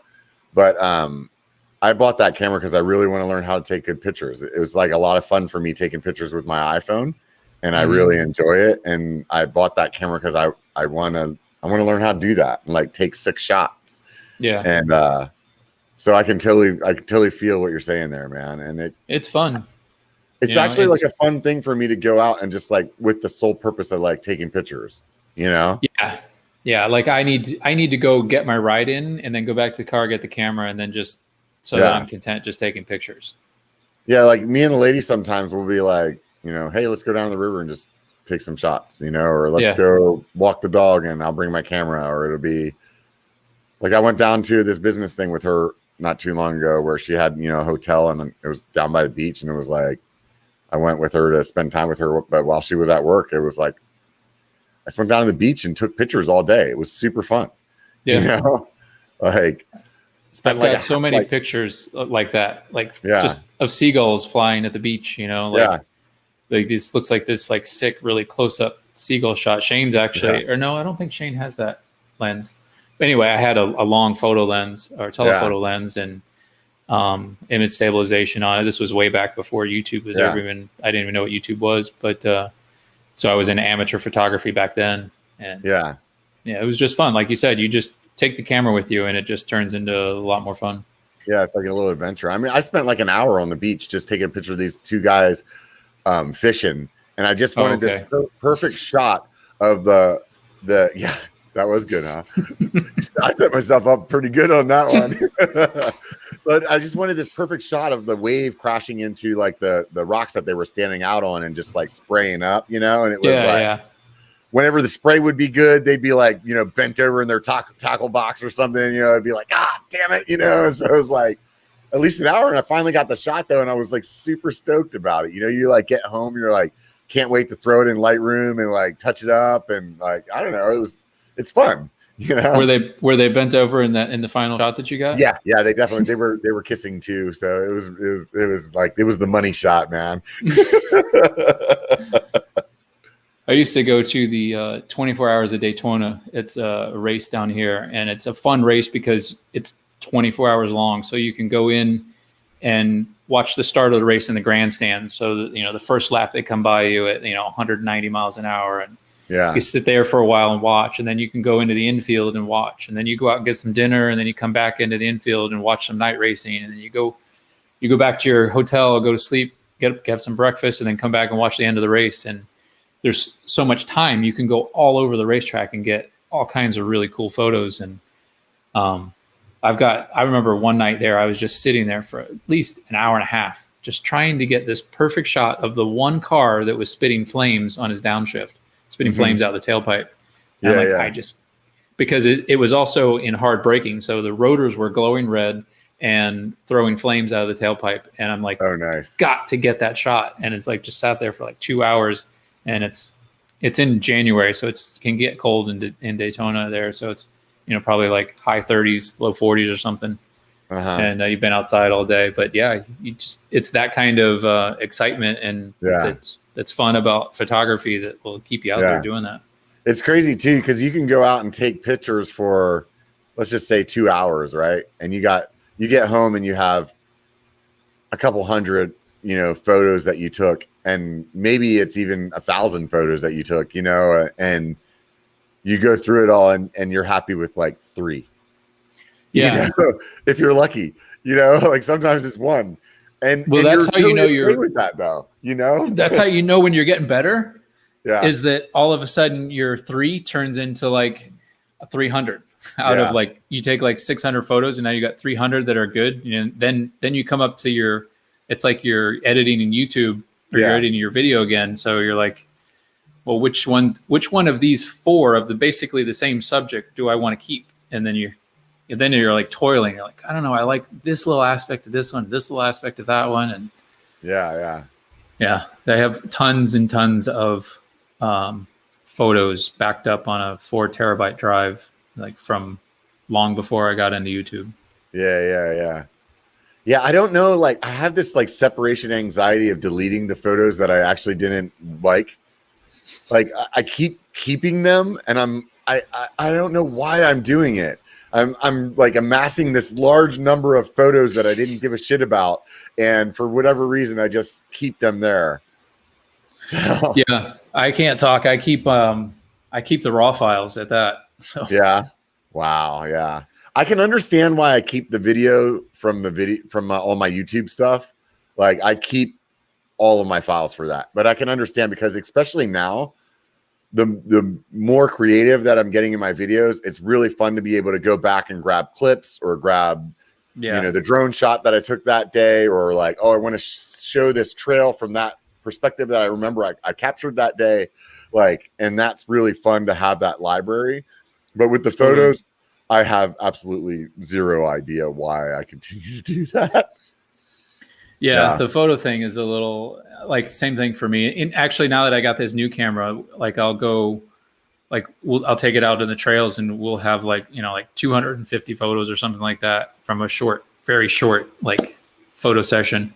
And because you're doing it on high burst when they're going through a jump, so it's like click click click click click click click, and you get them all weeded out, and like you said, there might be 10, 12 good ones. And now I'm just like raw files, everything else, toss.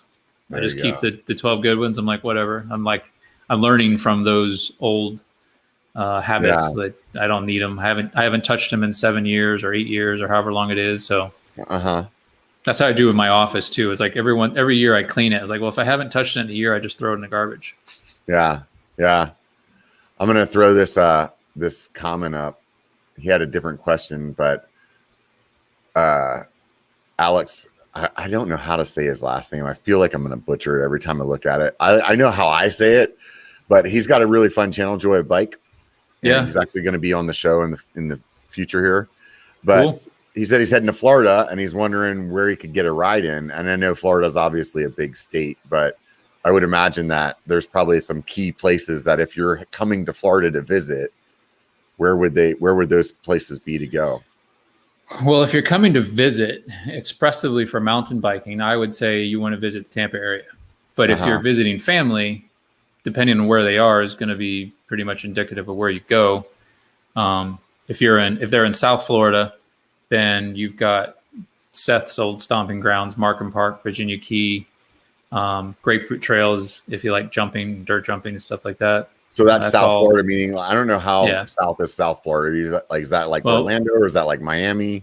Miami. Yeah. Okay. Virginia so Key really is like Miami.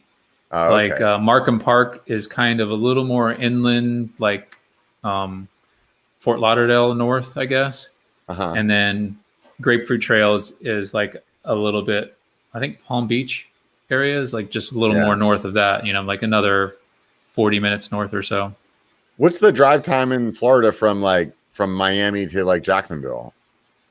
Miami to Jacksonville, that's a drive I've never done, but I would guess it's like probably close to 4 hours. Miami to Tampa is about 4 hours.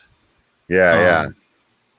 Okay. So Tampa to Jacksonville is like 3.5 or so, I think. Okay.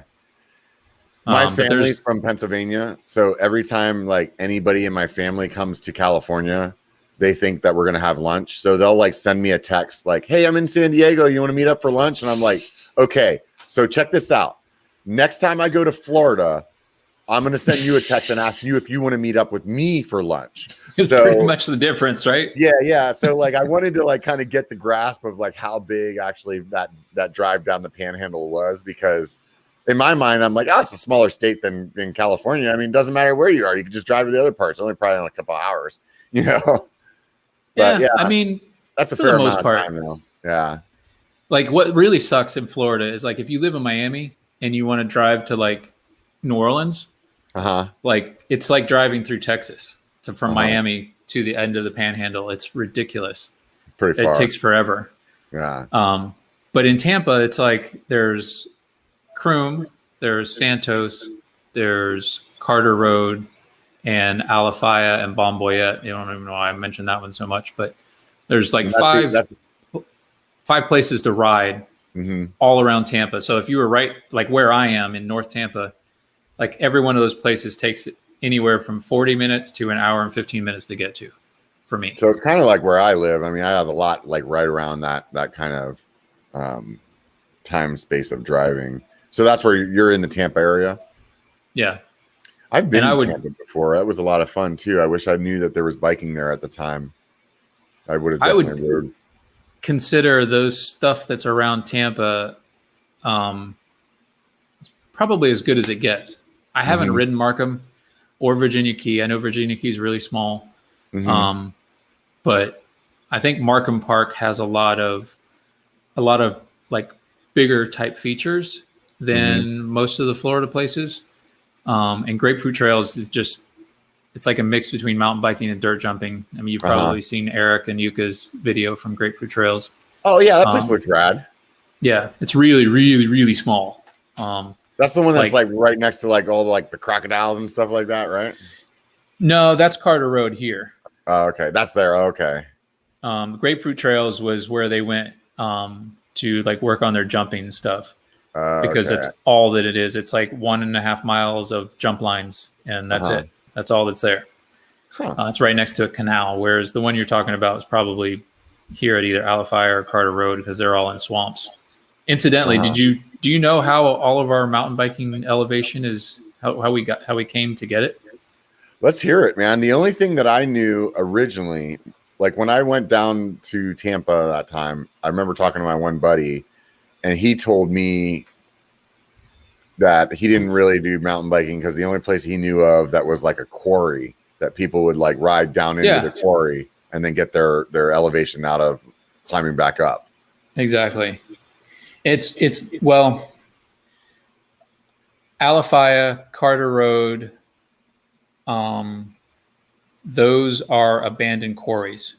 Okay.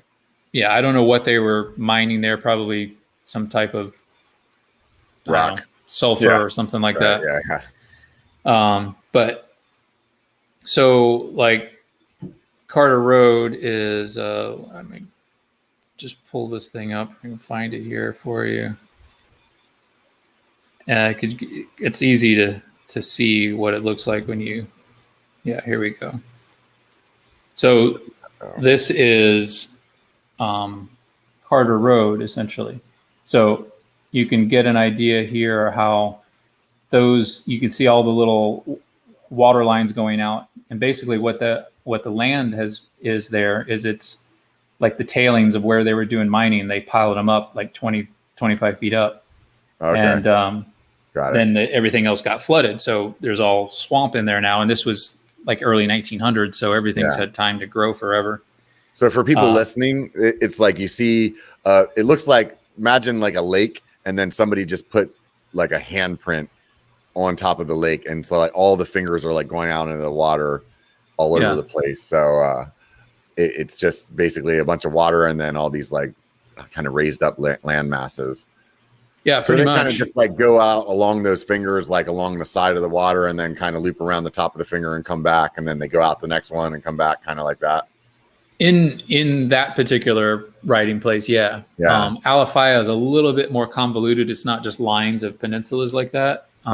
It goes all over the place, kind of in Alafaya, but Alafaya, Bomboya, and Carter Road, you're riding around swamp all the time.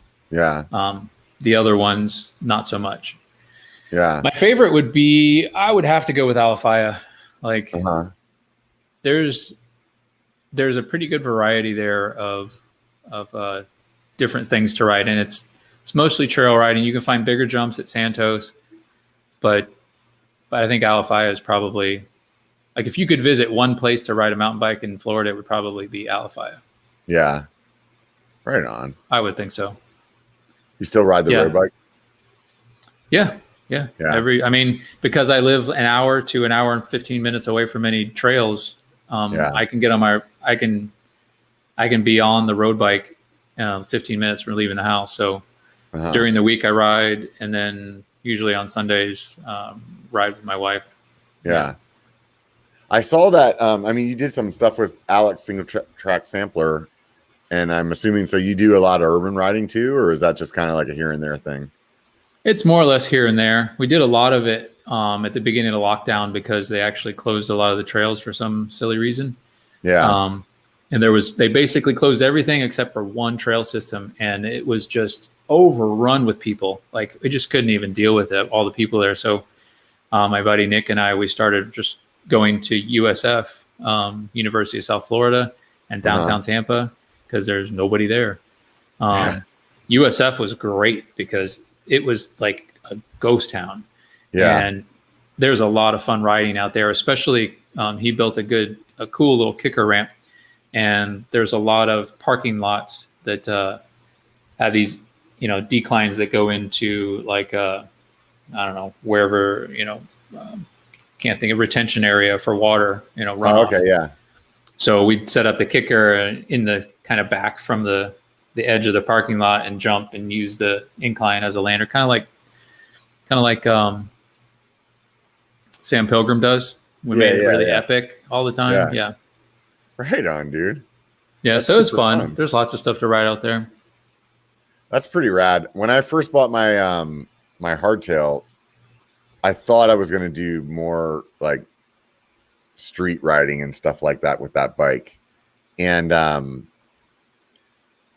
it doesn't really work out that way. But what kind of bike are you using for that? Are you using like a dirt jumper? I'm using my hardtail. Your hardtail? Yeah. Yeah. You have a dirt jumper though too, don't you? I do. The dirt jumper, Alex's dirt jumper, when he got picked up by Canyon and got that Canyon stitched dirt jumper, he mailed me his old one. Oh, that's awesome. So yeah, I've been putting that to use every now and then. Yeah. It's kind of hard. If I had a pump track around here, I would probably use it more often, but there's like really one place to use it that we would go to regularly, like this place called Drunken Monkey. And there's a little secret digging spot called Secret Monkey. And that's probably the best place to use it. But like, the hardtail is such a good bike to ride there too, because there are some trails to ride. Yeah. And it's also, it's still really fun to jump. So, I mean, I generally just, if I go there, I just take the hardtail instead of the dirt jumper. It seems like jumping's kind of your thing, man. Cause I mean, like when I went to your Instagram to grab a photo for the thumbnail, like, you've got a ton of pictures of like you just like sending it, and like little video clips, and that's kind of like, what do you? Is it just like you're into that because there's not a lot else to do, or like? That's all there is. Yeah, yeah. I mean, that's what mountain biking's evolved to here in Florida. Is basically it's a bunch of.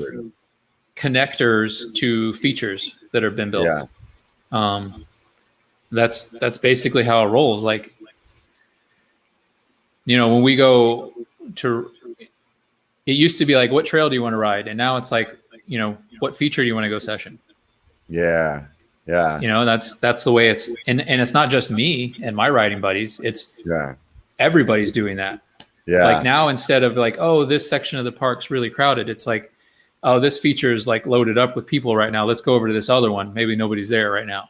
Yeah. So it's, that's what we do. And we just, I was just telling somebody the other day that, that we're getting a little bit better. And so we're hitting the bigger features now. And we spend, like, if we do like a 13-mile ride, like 6 or 7 miles of that is just sprinting for jumps. Mm-hmm. Yeah. Like there's no downhill run in. You just ride as fast as you can to get enough speed to hit the jump and hopefully clear it because you're going fast enough. So my sprint interval training has gone really well lately. There you go. Right. It reminds me of BMX when I was a kid, because like that's what we did. Like it would be like ride across town to go this spot where there's a, this jump that we would, jump over this street, or we would, go to this step up that like took you from here to there, or there was this like rad jump over, you had to go through 3 people's yard and hit this jump to like clear that guy's doghouse or something. You know what I mean? It was, and that's how we did all day. That's how we rode. Yeah. And, we didn't like, and I don't know, like there's probably a classification for what kind of BMX that was, because we never rode in like a skate park kind of BMX, but we were all like, sometimes we were on the dirt, sometimes we were on the street, sometimes we were on the both. You know what I mean? It was just kind of like, and sometimes we were just riding around town doing kickouts on everybody's recycling bin and just making a freaking mess of the whole city, like. So. Yeah. That's, I mean, maybe if you were doing that today, maybe you'd be on dirt jumpers instead of BMX. I don't know, but that's pretty much like the crossover style. It sounds like you're describing to me. Yeah. I feel like I want to like, but I'm right at home with that too. Yeah. Go ahead. I feel like I really want to get a dirt jumper, but I keep like telling myself it's a lot of money to spend on something that I don't really do a lot of. But I feel like it's like the van kind of situation where I'm like, well, if I had the dirt jumper, I would use it. Like, like if I buy a Sprinter van, I'll go all over the place, and I just don't know if it's actually accurate. And they're way more expensive than I thought they were. Yeah, like, you gotta, to get a nice one, you're into like $1,200. Yeah, and me, I'm like, just because I'm freaking into bikes, like I turned that 1,200 into like 25, like really quick. You know what I mean? I'm like, well, no, I definitely need those wheels, and I definitely need to get that, and like. Yeah, my local shop just got in a couple of pivot points, which are pivots dirt jumpers made by DMR frames. Nice dirt jumpers. They're like 12. I mean, Eric No Front Brakes just got one. Oh yeah. Yeah, same one. And so my shop had them, and like my buddy's like, hey, check it out. I'm like, dude, Satan, get behind thee. I don't need a dirt jumper. I've got a dirt jumper, and I don't use it. So I don't need a brand new one. So but I am like you. Like, go ahead. I was just like you. I want to make like, to be fair, Alex's dirt jumper has seen better days. So I mean, it lived on top of Sheila for like 2 years. Right. And I'm thinking, maybe if I get some cranks and a fork for it, that I would. The frame is sick, and it's a steel frame, which is what I'm all about. Steel dirt jumper. So, well, now you got to buy a $900 set of cranks for it. No, not those cranks. I just get. Do you know Profile? You ever heard of Profile, the company that makes bike parts? Yeah. Yeah. They're based here in Clearwater. Oh, okay. So they're really close. So I would get a set of Profile cranks. Straight from the source, something like that, because that's what they make, the BMX and dirt jumper cranks and whatnot. Oh, nice. They make that style. How'd you end up befriending Alex, single track sampler?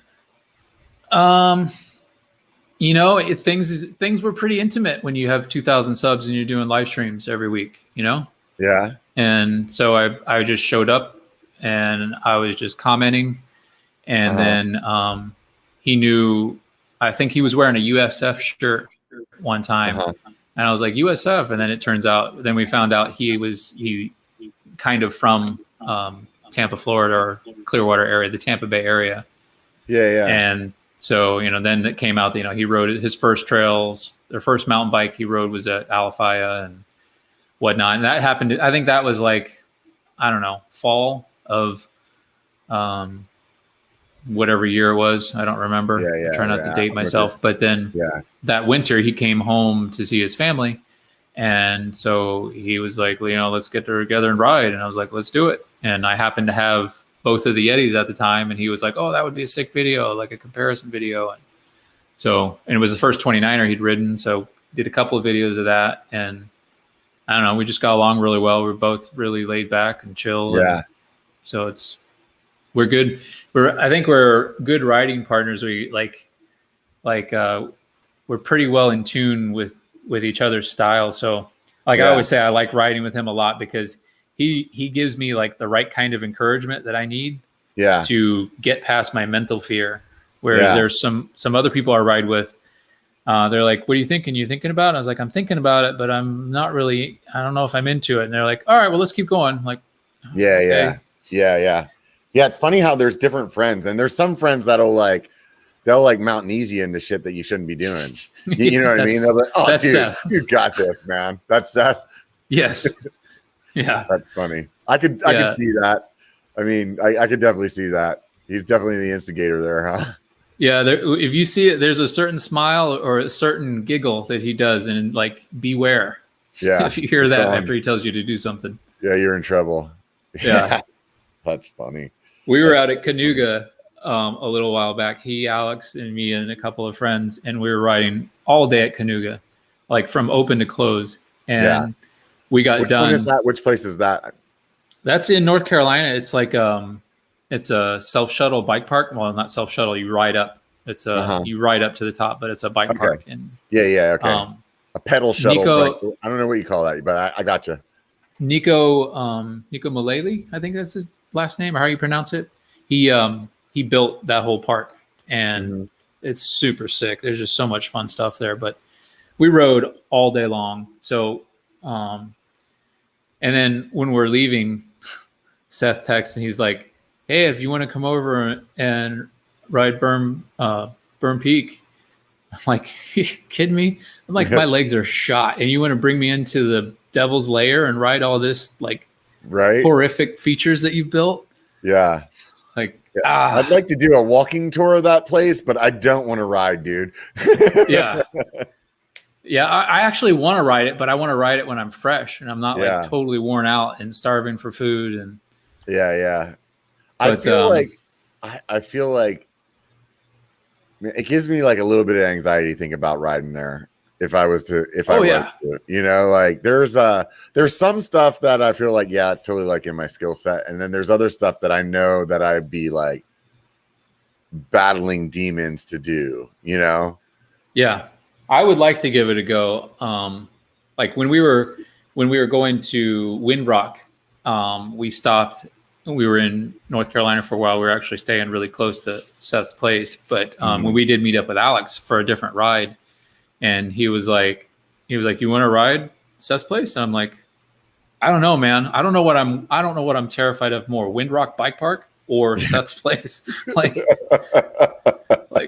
as a toss up, like they were both terrifying. Yeah. So yeah, I really want to ride with Alex. It's probably like the YouTuber that I haven't had a chance to ride with yet that I'm like really excited to ride with. I feel like him and I would have a good time, and I'd like to be able to like share some post-ride beers with him. Oh yeah.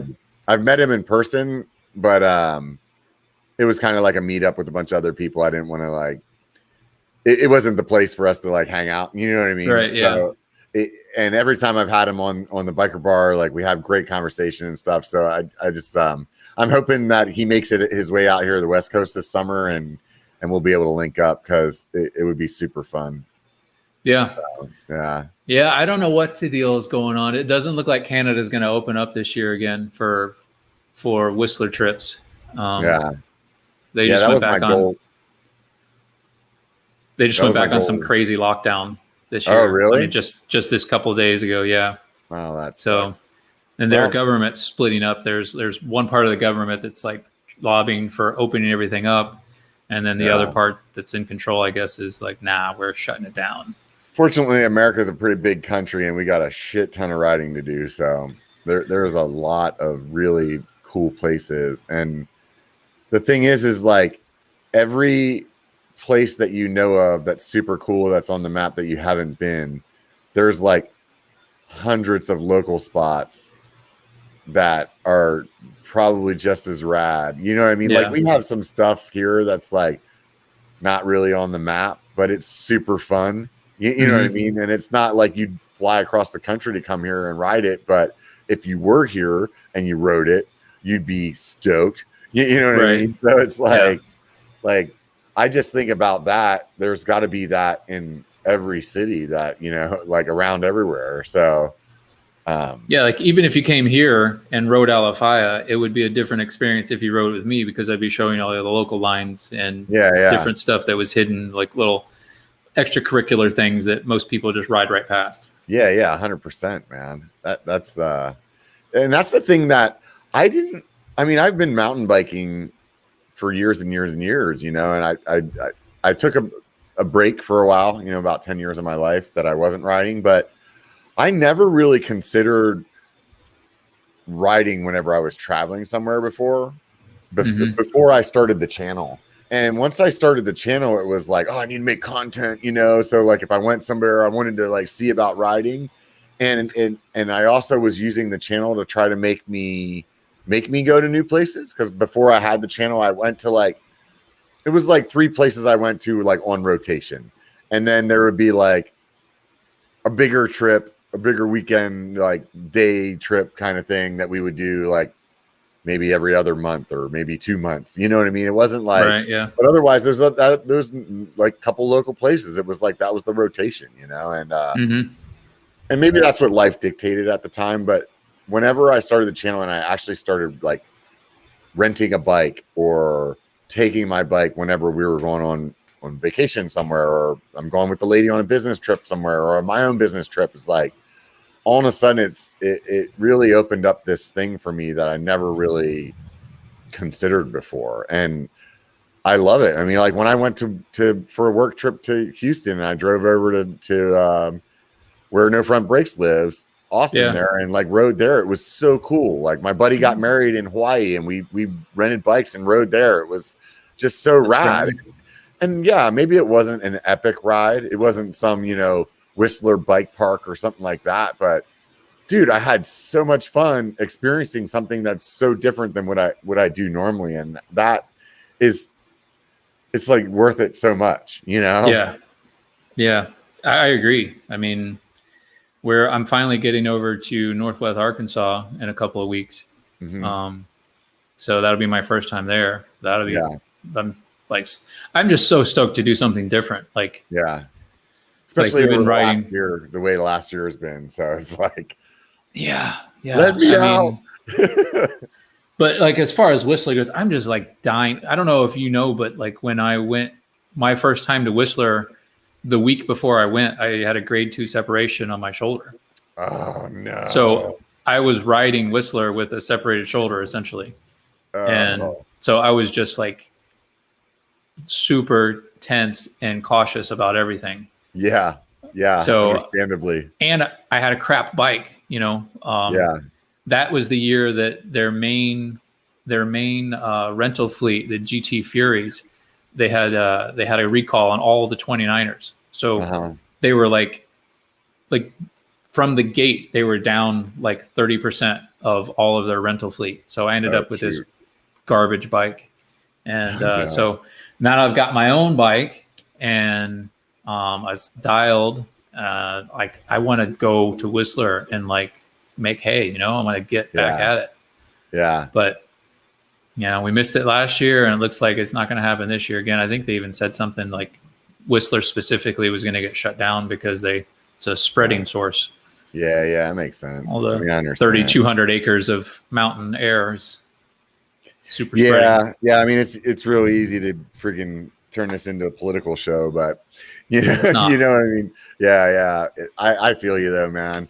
I think that where I'm setting my sights for what I want to do, like way outside of my local area, is probably Colorado. They're trying to, the ride I was on earlier today, some of the guys were talking about Moab, but I really want to go ride Colorado. And I feel like it's drivable for me. I have some friends, like personal friends, as well as like YouTube friends over there that it would be really fun to like link up with. And I think that's probably my big trip. I mean, I'm going to Sedona. I have that set up already for November again, but I think Colorado. Otherwise, definitely I'm going to go ride up in Oregon again. But that's like, I've been there a bunch of times, so even if I go to a new place, I kind of know what I'm getting into. You know what I mean? Mm-hmm. Where like Colorado, I've never really spent any time there. I've like rode through the state in a bus once. You know what I mean? Mm-hmm. So I've ridden once in Colorado, and I think we did it right. It was the YouTuber special. I think at the time you would have been excluded because it was the sub 5,000 subscriber YouTuber ride. Yeah. You had to have under 5,000 subs to be in this ride. I probably was there. I think you were just over it, but yeah, there was a bunch of us out there, and we just did the Monarch Crest Epic, and so you shuttle up to 10,200 feet, and then you do like 2,000 feet of climbing, and then you get like, I don't know, like 7 miles of descending, which is fantastic. Yeah. So, or 7,000 feet. Sorry. Several more miles. The whole ride was like 37 miles, but you get 7,000 feet of descending in that ride. How many miles? 37. Oh, wow. That's a big ride. Yeah. How much climbing did you do? Like 2,200 feet, I think. They shuttle you pretty much to the top. Yeah. Holy cow. That's the Moab one. Is that the one you're talking about? No. It's a Monarch Crest. Monarch Crest. Yeah. So whenever you hear guys talk about the Monarch Crest or Fooses or Greens Lick. No, not Greens Lick. That's crazy. So that's like, okay. I can put that in perspective actually, because Downeyville is like almost 14 miles. And we very regularly do 2 runs on Downeyville. So that's like 30. So it'd just be like 2.5 runs at Downeyville, which at the level of fitness I'm at right now, I could do 3 in a day. No problem. So, okay. Yeah. It just sounds like a lot, dude. Cause like thinking about 37 miles on a mountain bike, you're like, dude, that your body's going to be feeling it, you know? Well, that was a tough day. It was one of those days where you wake up, the weather says the high is 72 and it's, partly cloudy. Everything's great. And they shuttle us up to the top. Everything looks wonderful. And get all our stuff off of the trailer. Go into the little general store to use the bathroom, come out, hear this weird sound, go outside, and there's like mass hail falling everywhere. Oh, and so then we're all running for cover. The hail turns into rain. And then we wait the rain out. We start climbing, and we get on this ridge above the tree line. We're right at the tree line, get stuck in another lightning storm. Oh, man. So we hike down off into like a little area that's a little safer. And we had to do that twice. And then we had, the YouTube brigade. So what was generally done, I think, in a few hours, took us all day. Literally all day. We got back and like all the shuttle company was gone. The only cars in the parking lot were ours. It was a long day, but it was super fun. I mean, it was super fun. And I would go up there and ride those trails like all day. And it's one of those things you can do. It's like, if you take the whole epic, the 37-mile epic, you probably only going to get one run. But if you take the other 2 shorter trails down, then you can get a couple of laps in, apparently. Yeah. That sounds pretty rad. Yeah. That's over in Salida. There's apparently good riding out there. I'd like to ride in Fruita and Grand Junction where Shane is. That's where I was that stuff looks really fun. Yeah. That's kind of the direction I was planning on heading, the Fruita Grand Junction area. I don't know why I want to ride Trestle Bike Park. That looks like its place is super fun too. Yeah, I seen that name come up in the comments while we were talking. So Dude, it's been 2 hours, man. Holy shit. It always goes by so quick. I'm sure for you it's a little later, but you're like, actually, I've been struggling for the last hour and 59 minutes. So nah, I feel like, we scratched the surface of anything of, any importance. And like you said, it's already 2 hours have gone by. Yeah. No, it's super fun chatting, man. I always ask people before they get off what YouTube channels they like to watch, whether it has anything to do with mountain biking or not. It's always interesting. And there's so many channels out there. It's so hard to like find them all on your own. So it's interesting. Yeah. Like anything got your attention? I like Smarter Every Day. I like that channel. What do they do? They like deconstruct like how things work. That sounds right. They're the guys that made that supersonic baseball video, if you've ever seen that. No. Where they shot it out of a cannon. Oh, nice. Like an air cannon. Anyway. Yeah. Like they shot a baseball. They put up like 9 baseball gloves and the ball went through all 9 gloves. Like what? Just shredded through them. What's it called? Smarter Every Day. Oh man, I'm gonna actually write this one down because you know what? I always ask this question. And I'm like, oh, that sounds so sick, and then I forget to look it up.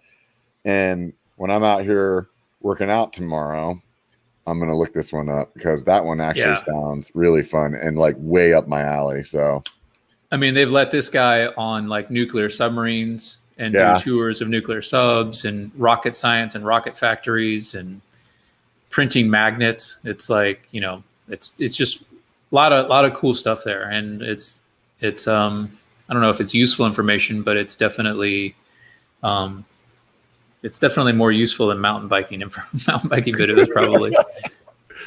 Yeah. But, I hear you there. Anything else? One of the other ones that I tend to watch, man, Stuff Made Here, I think is what it is. It's a very similar channel. Kind of similar to Mark Rober's channel too. Oh yeah, I watch that guy. He's the glitter bomb dude. Yeah. So there's another engineer dude who's been on. I found him through Smarter Everyday videos, and he makes crazy stuff like Mark Rober's dartboard that moved around. Yeah. He made a basketball hoop. Yeah. He made a basketball hoop that you shoot it and the basketball hoop would move under your ball. Oh, nice. So yeah, like, or he says he put it in wife mode and then it'll move away from the ball. He's pretty funny. That's so good. But he makes some really cool stuff. Right on, man. I really appreciate you taking the time. And I know you're back east, so it's a later night for you. And it was great to chat with you. I think this is the first time that we've actually like talked, like audio talked, other than chopping it up on Slack or whatever. But super fun, man. Totally my pleasure, dude. Anytime. Right on, dude. Well, everybody out there listening, you guys know the deal right now. Don't hit stop, please. Don't hit pause or whatever it is, or close the thing. If you guys are listening on YouTube or watching this on YouTube, hit the thumbs up button. Hit the subscribe button if you've been thinking about it. I want to quit my job, man. I can't do that if you don't subscribe. So, and outside of that, I like the little endorphin rush that I get whenever I see that subscriber count go up. And I really had a goal for this channel this year for a certain amount of subscribers.